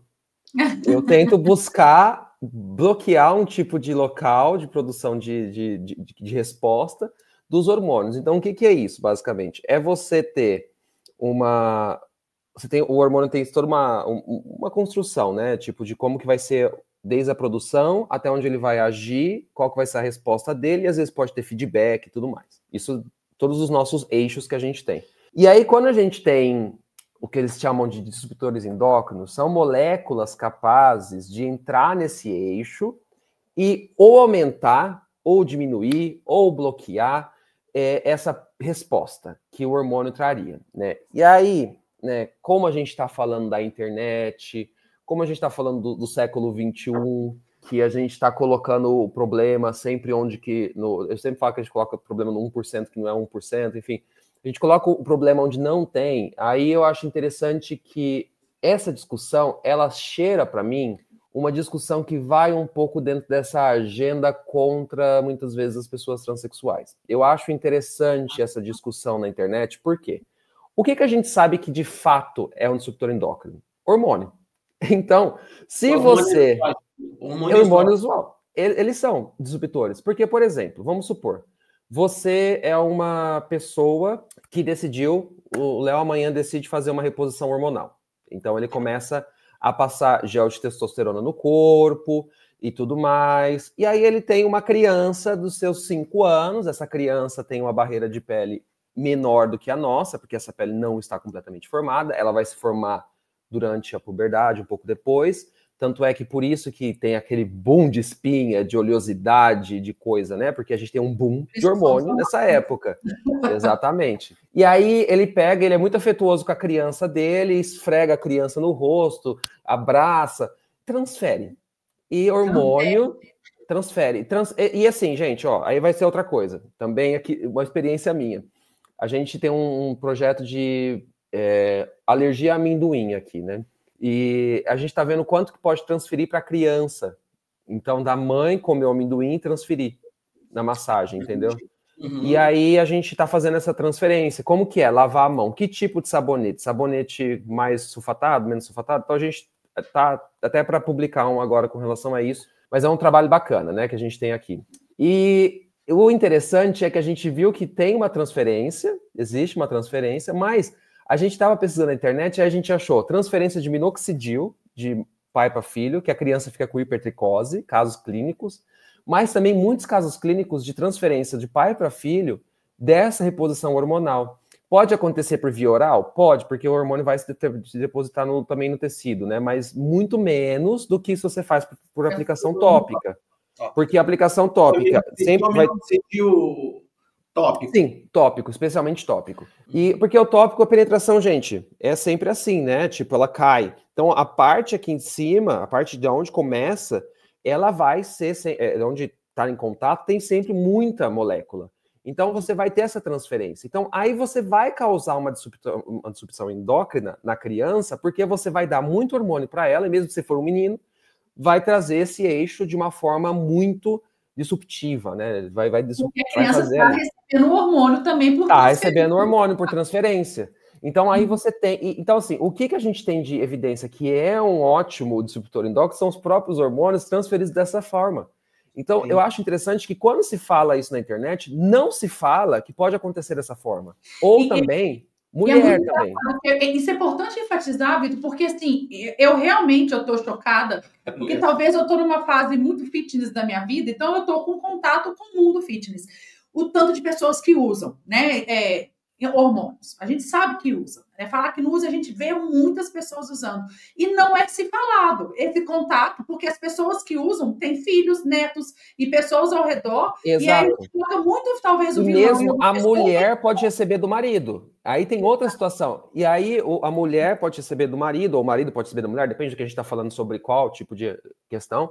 Mas nessa você vai causar, então, uma situação de disruptor endócrino dentro da mulher mesmo, não só da criança, né? Então, essa é uma coisa que é evidência. A gente tem casos clínicos, a gente tem coisas já mostradas com relação a isso. É que eu falo de criança, porque esse aí é aquela coisa de vamos proteger as nossas crianças, né? Vamos proteger. Sempre, eu falo que vem com sempre um discurso moral por trás. E eu fico assim, eu falo, gente, mas da onde que vocês estão tirando que shampoo, uma coisa de contato rápido, de lavagem, vai ser disruptor endócrino? Então, bicho, isso tá uma merda no momento. O que mais tudo shampoo, creme, aí daqui a pouco ela fala, tá vendo? Então eu vou usar nada mesmo. Então, assim, isso é um inferno, porque isso causa um loop infinito, né? O protetor solar pode fazer isso, o shampoo pode fazer, vou fazer o quê, então? Né? E aí é a questão do parabeno, né? Eu acho que o parabeno é uma discussão linda com relação a como que legislação, ciência e tudo pode voltar. Então, o parabeno nos anos 2000 descobriu-se lá que, meu Deus, ele pode ser disruptor endócrino e não sei o quê, e ele pode causar aumentos, bloquear alguns eixos. Não sei dizer quais são as certas, porque parabenos a gente tem uma classe de moléculas, a gente usa 5 para cosmético, 3 mais utilizados. E aí, vamos bloquear, não vamos usar mais, vamos parar, meu Deus, os parabenos. Aí começa a se descobrir o quê? Peraí, parabeno, então, ele é disruptor endócrino? Ele é. Mas ele consegue ter uma afinidade maior do que o próprio hormônio? Não consegue. Então o hormônio ganha na disputa. Ele consegue penetrar numa quantidade que vai conseguir chegar até ter o efeito? Não vai. Não vai. Então, assim, é lógico que aí a gente tem que levar algumas coisas em consideração. Aumento exacerbado de uso de cosmético depois do boom da pandemia. Existiu isso. Então a gente tem que também olhar para isso. Então as formulações, o que a gente tem que fazer? Não ter só parabeno como conservante. Então a gente tem que começar a procurar outros conservantes. Mas o parabeno se transformou numa das moléculas, a classe de parabeno, da molécula mais estudada na cosmetologia, né, nos produtos cosméticos. Por conta disso. E aí, hoje em dia, o que acontece? A SCCS, né, que é a entidade que dá a opinião sobre a segurança dos ingredientes cosméticos, volta atrás. É seguro. Então, olha só que coisa, né? Só que isso já se criou aqui em cima nas pessoas, esse medo, que não dá. Então, aí fica aquela molécula que ela é super bem estudada, super bem entendida, até onde você pode usar, o quanto que você pode usar. E aí, hoje em dia, a gente sabe que se a gente mistura com outras moléculas, tem sinergia, dá para diminuir a quantidade. E aí, essa situação coloca a gente no lugar de é o local da meia-verdade. Então, é disruptor endócrino? É disruptor endócrino em condições reais de uso? Não. Mas daí, então, deixa eu tirar a dúvida, então, como eu falei que eu ia usar em prol, não, porque são as pessoas perguntam, até por afinidade de saber que eu tenho uma pré-adolescente em casa. E é onde as meninas hoje começam a querer passar um creminho a mais, querer começar a usar maquiagem, e aí fica todo mundo perguntando assim, essas crianças que começam a usar maquiagem mais cedo, cosméticos em geral, é o grande vilão para a gente estar vendo tanta puberdade mais precoce, ou porque é isso que as pessoas acham, assim. As crianças hoje estão entrando em puberdade um pouco mais cedo do que na história do passado. E é o grande vilão que as pessoas falam são os cosméticos. Eu acho que tem algumas coisas, né? Primeiro que criança sempre vai ter uma barreira mais da pele mais frágil, então as coisas podem penetrar mais, então de fato a gente sempre tem que ter cuidado, mas de qualquer forma a gente tem uma legislação para criança que ela é tal qual de protetor solar, ela é diferente de um hidratante, então os protetores Kids, eles têm que garantir um pouco mais segurança do que um hidratante normal, né, que você tem aí. Tá, dito isso, aí eu acho que entra algumas coisas assim, as crianças elas estão entrando, como que é definido o puberdade precoce? Então eu tô perguntando assim, o que é a definição? Qual que é a definição, qual que é a idade e por quê? Beleza, dito isso, as crianças elas estão entrando de fato de puberdade precoce mais cedo do que antes, ou a gente está falando mais sobre isso? Porque antes não se falava Hoje a gente tem mais dados sobre isso. Hoje a gente tem mais dados e talvez elas já estavam entrando dessa forma antes. E talvez a gente esteja olhando para um lugar que seja o cosmético e está deixando alguma coisa que já estava no passado em contato sem estar sendo olhado. Então, beleza. Então, esse é um ponto que eu acho legal a gente entrar em consideração, que se existe o problema, vamos olhar, mas tem que também olhar se esse problema ele era dessa forma antes. Criança tem que estar em contato com muito cosmético? Aí entra essa situação. Então, aí entra um ponto assim, uma menina de 11 anos, pela definição, ela já pode entrar em puberdade, se eu não me engano, e não ser considerada puberdade precoce, certo? Sim. 10 anos, 11 anos, se eu não me engano. Então, nesse local, dá pra gente falar que se ela começar, a gente tá falando dos cosméticos, e aí, o que é a puberdade? Vai ser, então, menarca para mulher, o menino vai ser uma relação com relação à formação de pelo, outras coisas, né? Enfim. Mas a gente também não tá confundindo, às vezes, um pouco a puberdade com sexualização? Perfeito. Aí eu acho que também, não sei se isso não tem um pouco, porque quando a gente vai pra rede social, quando a gente, assim, você coloca lá que você é masculino, né? E você começa a ver rede social, gente, daqui 5 vídeos você já começa a ver coisa que você olha e fala, poxa, essa menina deve ter 13 anos. É engraçado que no meu não apareceu, né? Porque eu sou classificado lá como feminino. O Léo falou com essa nova legislação, ele é assustador, ele teve que parar a rede para bloquear. Eu resetei o meu Instagram, do nada começou a pintar. Cara, sem brincadeira, o meu Instagram, eu sigo as pessoas que eu admiro profissionalmente, que eu acho que eu vou aprender. Eu falo, aprendi tudo que eu queria convidar, eu costumo parar de seguir. Fala que chega, eu não quero mais. Pau. Eu sigo futebol do meu time, só do meu time, só aparece coisa de cruzeiro lá. Eu só vejo coisa de tênis, de crossfit e cara falando bobagem. E pouquíssimo, e cientistas. Meme, né? Meme. Porque eu já trabalho com isso, eu não quero muito ficar lá num lugar para buscar informação para mim.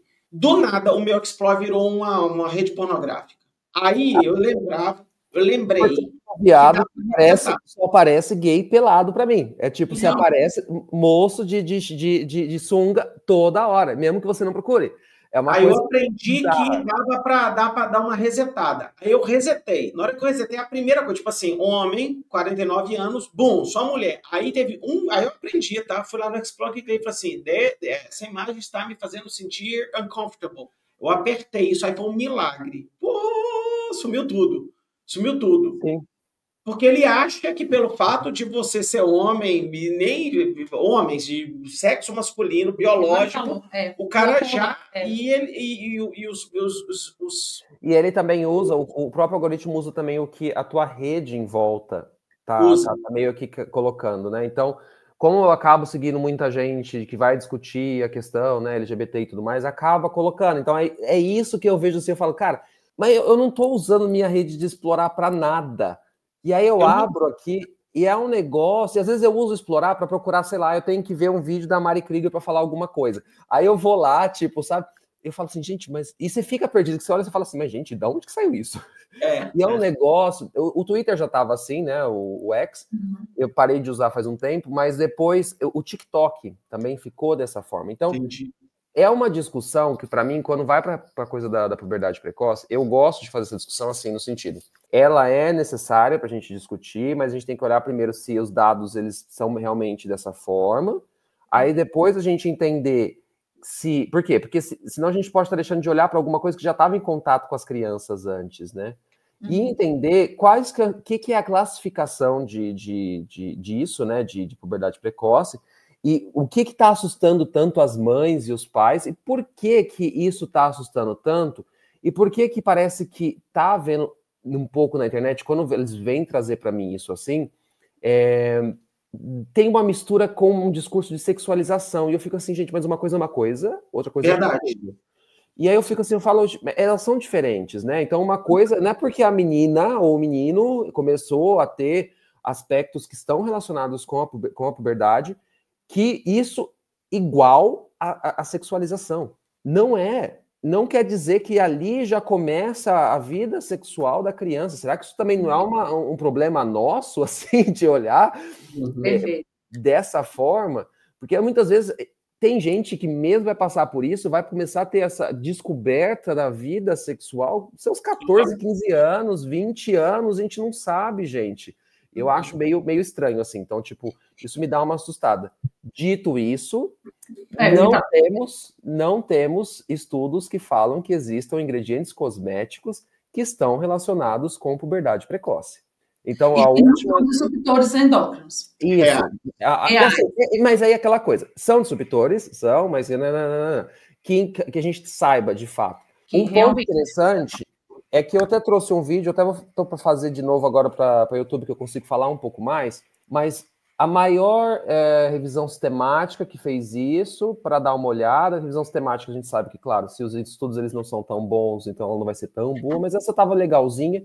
Ela olhou assim e falou, cara, não temos revisões sistemáticas que falam que algum ingrediente, de fato, causa uma puberdade precoce. Inclusive, salvo engano, eles olharam que alguns retardam algumas vezes. Então, assim, mas que não era, sabe, não é significativo, quando você vai fazer toda a parte estatística, não chegava a ser, mas assim. E um dos problemas seria, por exemplo, fitalato. Mas fitalato não está tanto em cosmético. Fitalato é um problema de plástico, né? E aí é uma outra situação que a gente tem que olhar.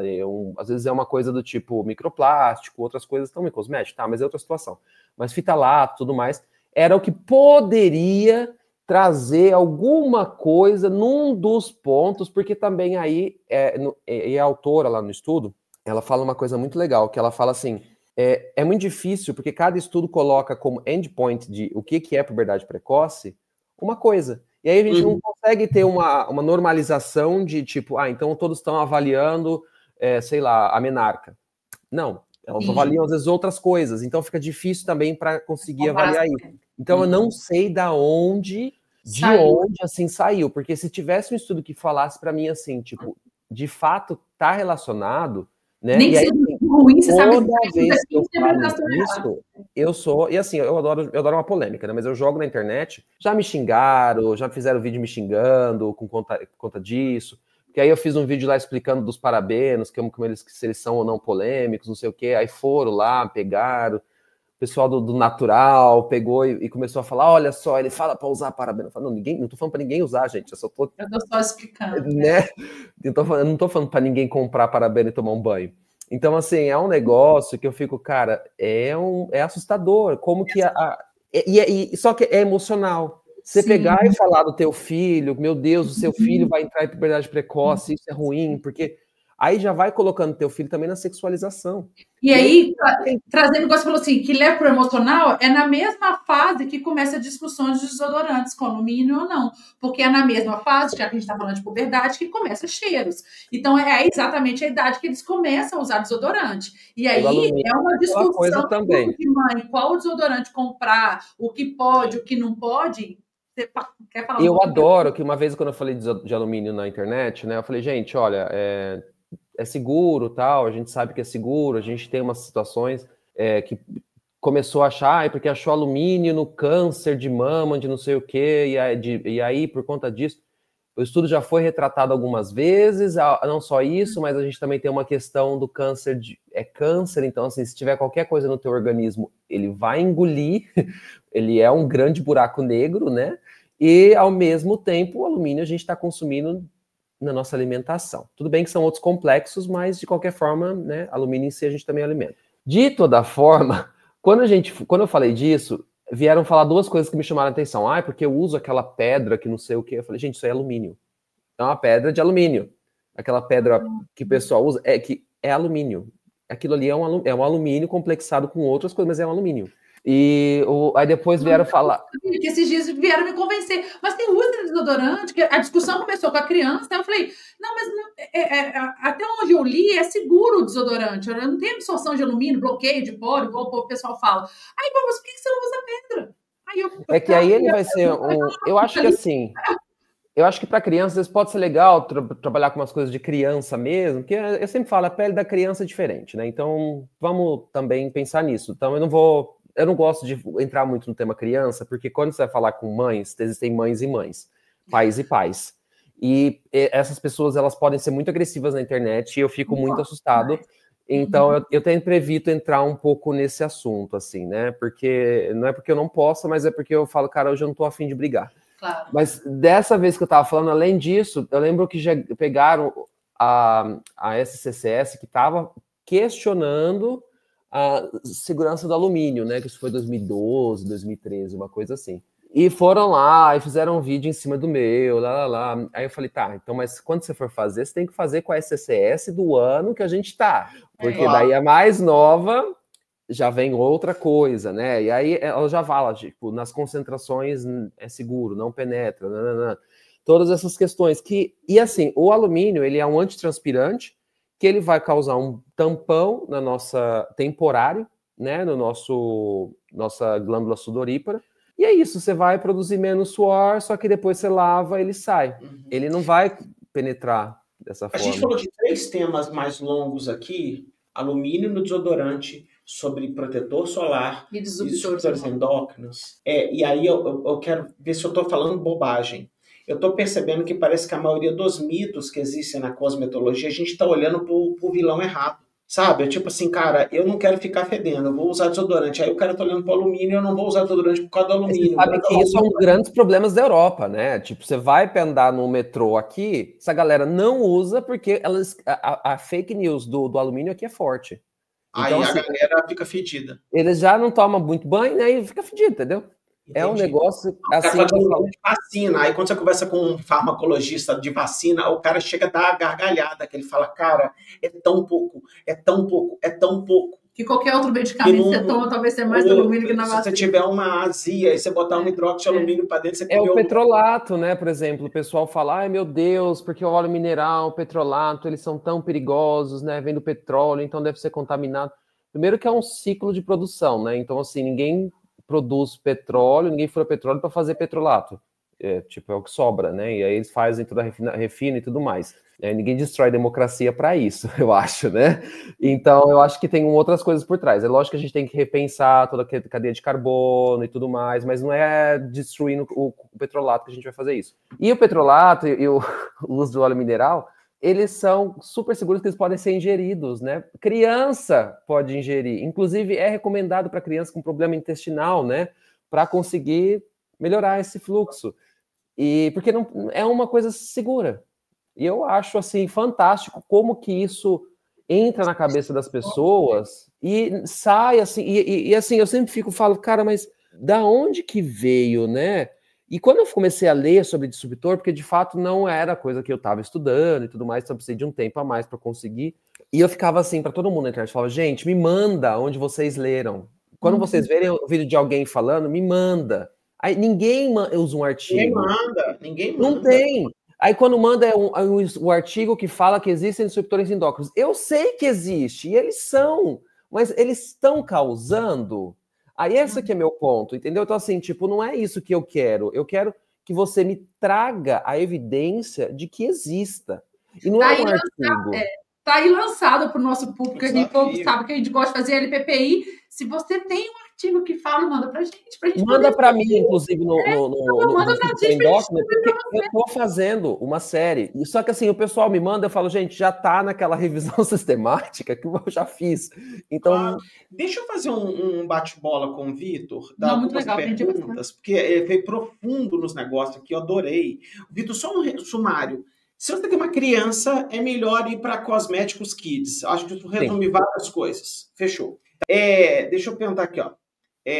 O melhor skincare é o protetor solar, o Vitor já falou. Criança, peraí. Risco de bebê e tal.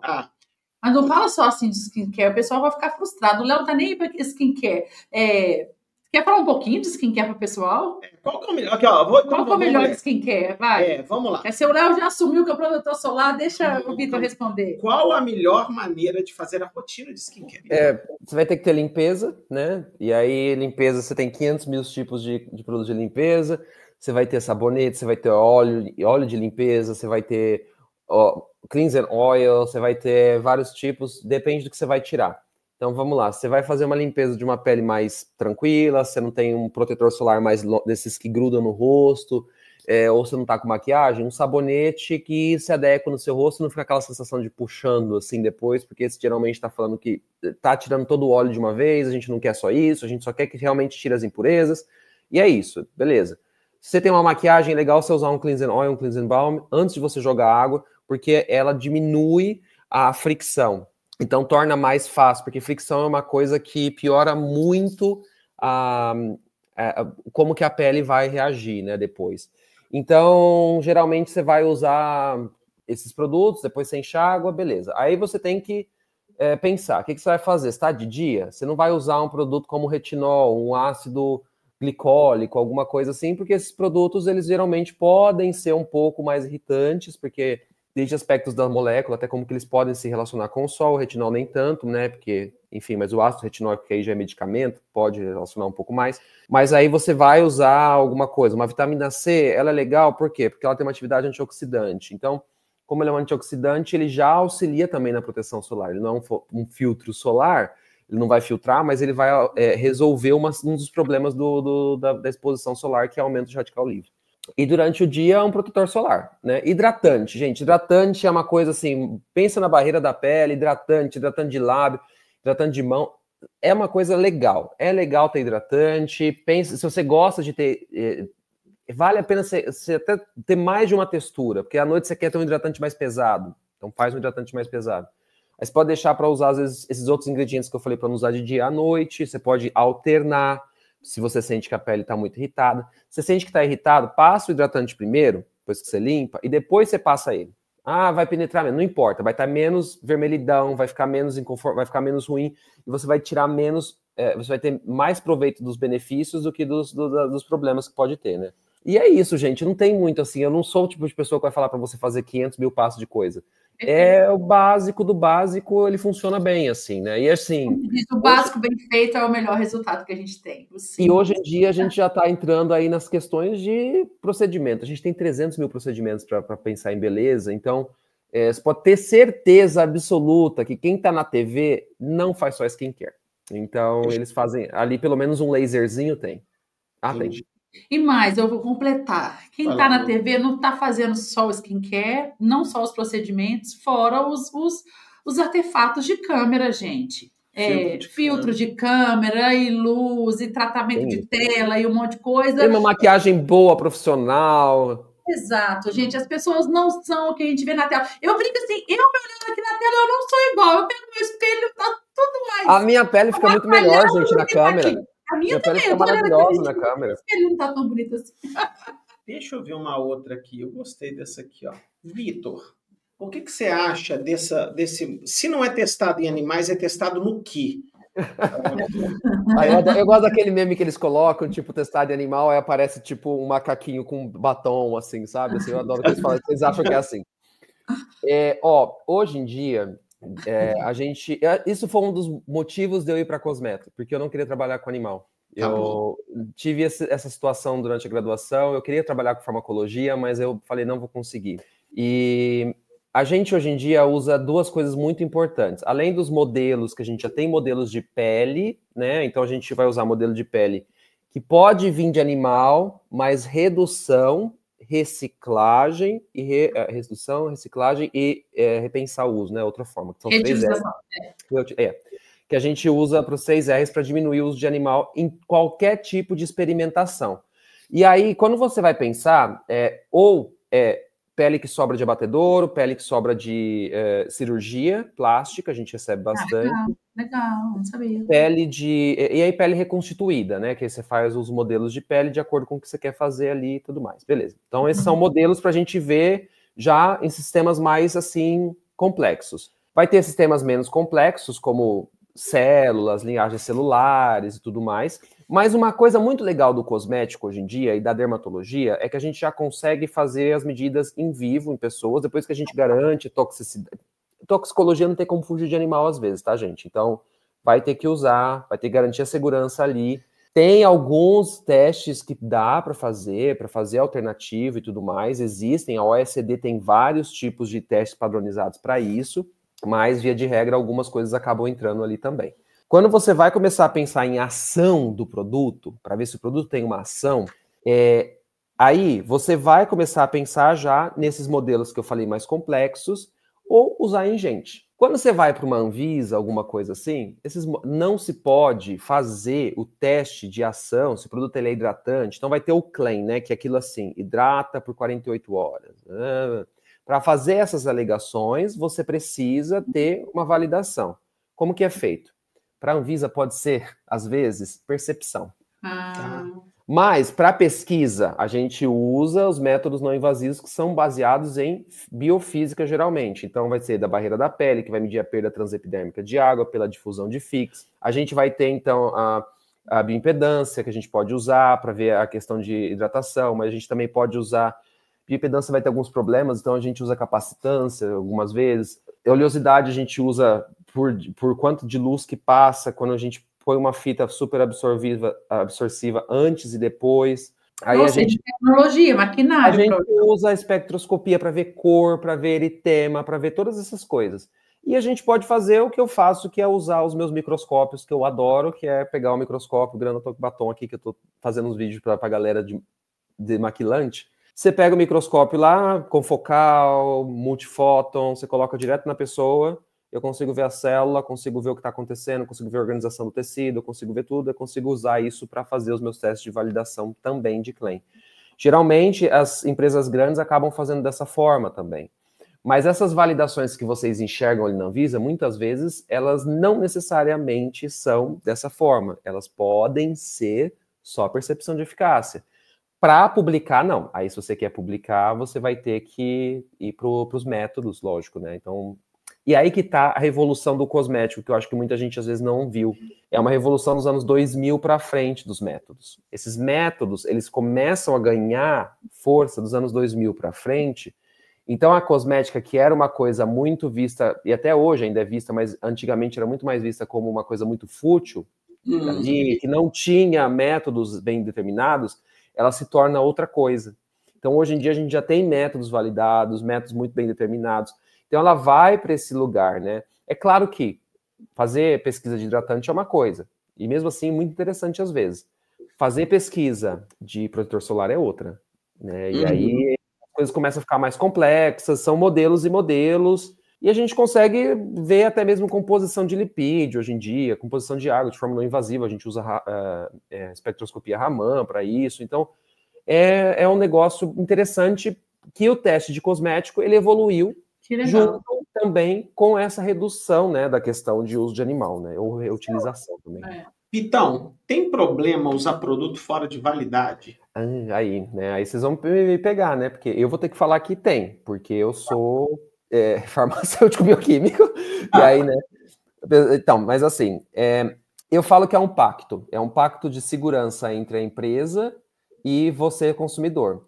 Então, naquele intervalo, eu sei que a empresa vai ter que te segurar que naquele intervalo está seguro e que vai trazer o que você quer, e você está seguro. A partir do momento que você usa fora desse prazo, não quer dizer necessariamente que o produto já expirou, piorou, está inválido, porque depende de muita coisa. Produto dentro da validade pode ficar inválido porque você pode deixar no sol, aí você vai aumentar, diminuir a vida dele, né?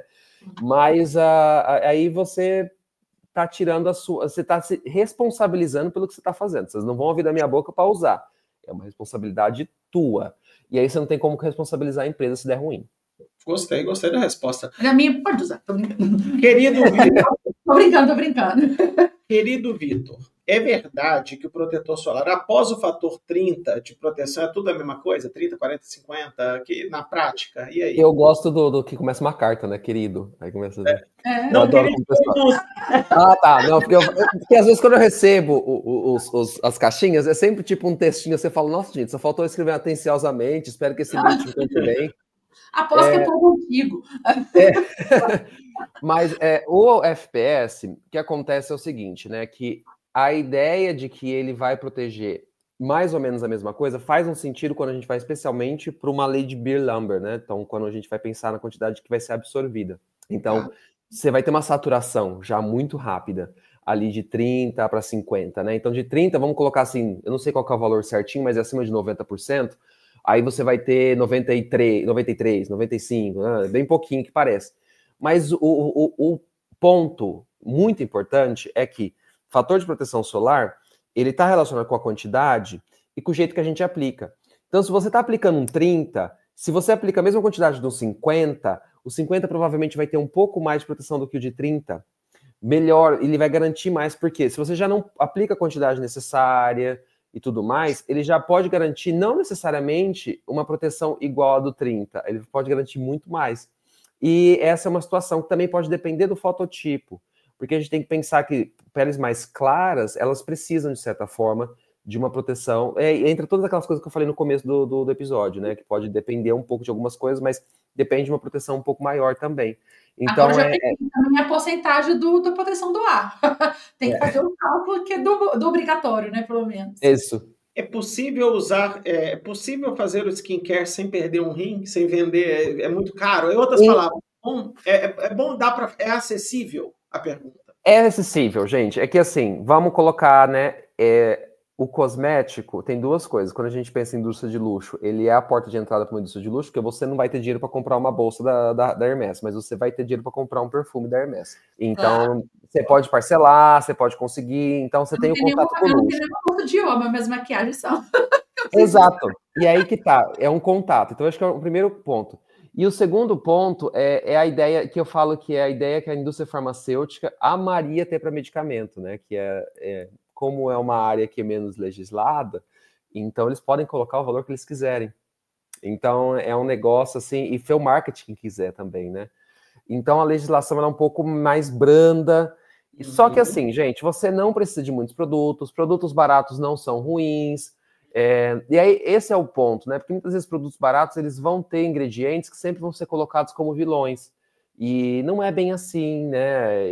Especialmente quando vai produto de limpeza, produto que não tem tanto contato, produto de higiene pessoal, não faz besteira, é um pouco besteira, assim, né? Mas, lógico, um produto que ele tem um preço mais elevado, ele tem uma obrigação de conseguir te entregar alguma coisa melhor, seja no sensorial, seja na forma como...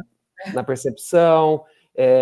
Um shampoo, por exemplo, eu sempre faço quando eu vou falar de cabelo, que eu falo que é uma seita na internet, que é uma coisa maluca. Então, um shampoo barato, ele vai ser básico, que a gente aprende básico na faculdade, e um shampoo mais caro vai ter uns perequetê. E esses perequetê, pode ser que no final ali ele traz uma resposta boa pro seu cabelo, uma coisa um pouquinho a mais. Mas, gente, você não precisa necessariamente. Você pode saber qual que é o melhor produto pro teu cabelo e você pode ficar bem com aquilo ali. Perfeito.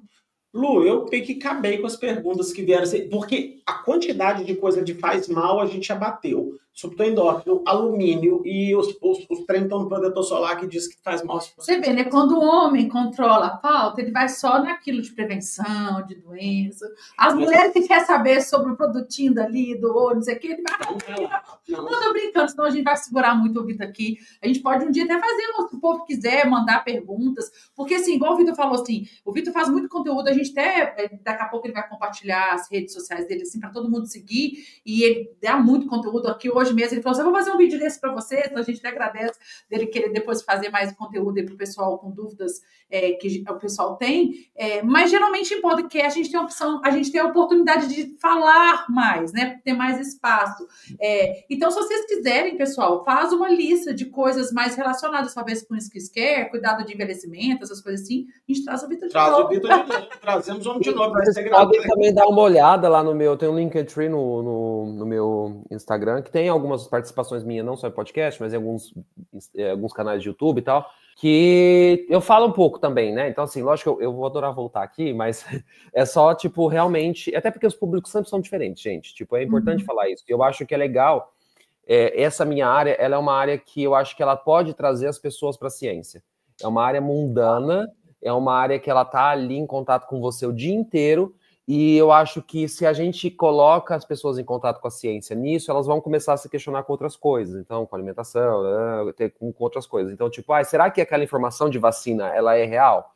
Porque se eu me lembro, quando o Vitor falou, sobre não sei o quê, não é bem assim que acontece. Então, as coisas, apesar de não serem, é aquela coisa, drogas pesadas, entra para drogas pesadas. Então, assim, é uma porta de entrada para isso, entendeu?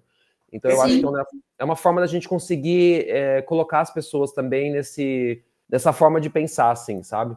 Legal. Eu acho legal. E é muito legal você falar assim, eu gostei no final, na hora que você falou de preço, essas coisas, porque as pessoas têm mania de achar que só vai ser belo, só vai ter uma boa pele se você tiver dinheiro para cuidar e comprar os produtos mais caros, e que talvez nem sempre é assim, né? Igual você falou, muito que você falou até de preço de produtos que seja de proteção, você fala... a fórmula é a mesma, né? O marketing tem muita coisa ali por trás. E quando se fala do belo, o que eu mais reparo, sempre que a gente fala de beleza e de coisa, todo mundo tem uma receita caseira, todo mundo tem uma receita, porque a avó de fulana tem uma pele maravilhosa e ela sempre passou não sei o que do quintal da casa, e aí começou todo mundo a passar a casca de banana, que seja as coisas assim. E as pessoas esquecem que muitas vezes de pele a gente também não liga só com cuidado de cosmético, tem genética, tem muita coisa. Hábito, Você tudo tem a fuma, ver. se você está no sol, você já está predisposto a envelhecer muito mais. Então, são coisas que, né, quem fuma pendrive aí em casa, a gente não sabe ainda o que acontece com pele, mas é muito interessante isso. Mas eu acho que provavelmente a gente vai dar umas olhadas com relação a isso aí no futuro também.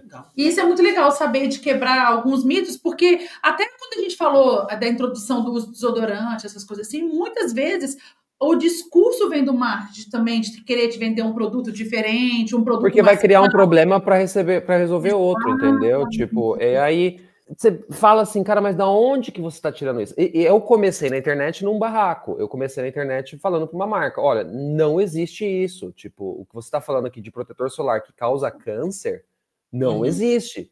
E aí caíram em cima da marca, era uma marca nativa digital, enfim, estava começando. E aí foi antes do boom da internet, tipo, do skincare, foi 2019, 2018, 2019. Então é uma coisa que eu peguei os caminhos da internet de antes e depois, e hoje eu vejo que parece que o discurso ele está muito mais encrustado de todas as áreas. Então é nutrição, é esporte, a parte de vacina, a gente não precisa nem entrar muito nisso. Deixa let it go. As informações boas chegam, mas a pessoa fica presa naquele conceito ali. E não dá para julgar a pessoa que está ali recebendo isso, porque o algoritmo hoje em dia ela já joga na tua cara, que é o que a gente estava falando da questão de, né, que vai entrar gênero, não sei o quê, mas que o algoritmo também vai te falar, consome isso aqui, ó esse vídeo aqui, né? Isso. Então também tem isso, não tem como a gente fugir às vezes, aí a gente tem que dar uma peitada também e falar, gente, é isso aqui. O que eu acho que a gente tem que fazer, Vitor, enquanto professores, que aqui tem 3 acadêmicos, é repetir a informação quantas vezes for necessário, cara. Pelo menos faz as pessoas pararem para pensar um pouquinho, né? E questionar. Só questionar, eu acho que já faz as pessoas falar assim, se eu estou questionando e não estou simplesmente pegando a embalagem, lendo o rótulo e falar assim, isso aqui prometeu esse milagre, o milagre vai acontecer. Só que as pessoas falam assim, eu escutei alguém na internet questionando sobre isso e eu vou questionar também, já é um caminho de buscar com informações talvez melhores. Lógico, é repetir a informação até ela chegar. Até ela chegar. É isso. Vitor, querido, onde as pessoas podem te encontrar? Fala o seu canal, o que você tem, para as pessoas chegarem em você. Eu uso basicamente o Instagram, tá como VHP Infante, o arroba, né? E eu tenho também voltando agora com o canal no YouTube, que aí é site do Infante, que eu acho que fica fácil para as pessoas me acharem lá. E no TikTok é o mesmo site do Infante também. Eu tô querendo mudar também o Instagram, mas por enquanto o Instagram tá lá como VHP Infante. De qualquer forma, eu fico mais no Instagram. Eu sou mais do Instagram e um pouco agora pro YouTube. Então, vocês vão encontrar, às vezes, as coisas mais detalhadas no YouTube, e no Instagram, pelo menos, eu trago as polêmicas mais rápidas e eu vejo o que dá para transformar em vídeo mais longo, de acordo com o que a pessoa precisa. Entendeu? Maravilha. Nossa, muito obrigada, assim, parabéns pelo trabalho, é muito bonito ver, conhecer, né, eu acho assim, pesquisas de outras áreas, o aprofundamento, as oportunidades que você está tendo aí na Alemanha, muito legal ouvir sua história, fascinante mesmo, e obrigada por trazer essa riqueza de conteúdo para nós leigos, que eu falo que, eu já falei isso 1000 vezes, não é porque a gente trabalha com pesquisa que a gente não deixa de ser leigo na pesquisa dos outros. Exatamente, então, por isso que eu sigo um monte de cientista também, para saber, gente, o que eles estão falando aqui que eu não entendo. É isso. Lógico. Obrigada eu sempre agradeço, porque a gente sabe que ainda tem, sim, muito preconceito de cientistas e pessoas que realmente trabalham na bancada, fazendo ciência, de vir para o mundo da comunicação também, que as pessoas acham que não pode, você tem que ficar ou num ou no outro, não e precisa. Que não, a gente tem que, se a gente gosta de trabalhar com pesquisa, se a gente gosta de dados, a gente gostaria que as pessoas também utilizassem esses dados. Então, eu acho que é um casamento perfeito, assim, trazer para o grande público mais luz, mais conhecimento, para que esse conhecimento não fique tanto tempo só dentro de universidade e demore a sair para o grande público. Então, te parabenizar por isso, assim, de estar atuante nessas duas áreas aí. Que bom que o Vitor... Eu que agradeço. Nossa, eu estou me sentindo demais aqui. Luluzinho, onde as pessoas podem encontrar, né? Eu estou sempre aqui no PBcast e também estou lá no Instagram, no Lucilo Andrade Costa. Galera, esse é um agradecimento especial, vou fazer na abertura também. Para quem não sabe, a gente faz a abertura depois. A gente bateu 100 mil pessoas no YouTube. Verdade, isso agora. Muito obrigado. A gente estava lutando por isso um tempão, não chegava a 100 mil de jeito nenhum. Se vocês quiserem me seguir, eu estou no Leo_Costa_PBE e no melhor canal do YouTube do mundo, que chama Prática Baseada em Evidências. Meus amores, muito obrigado. Vitor, muito obrigado. E a gente se vê no próximo episódio. Mande um beijo para todos, Vitor, direto de Berlim. Um beijo. Valeu. Tchau, gente. Até a próxima.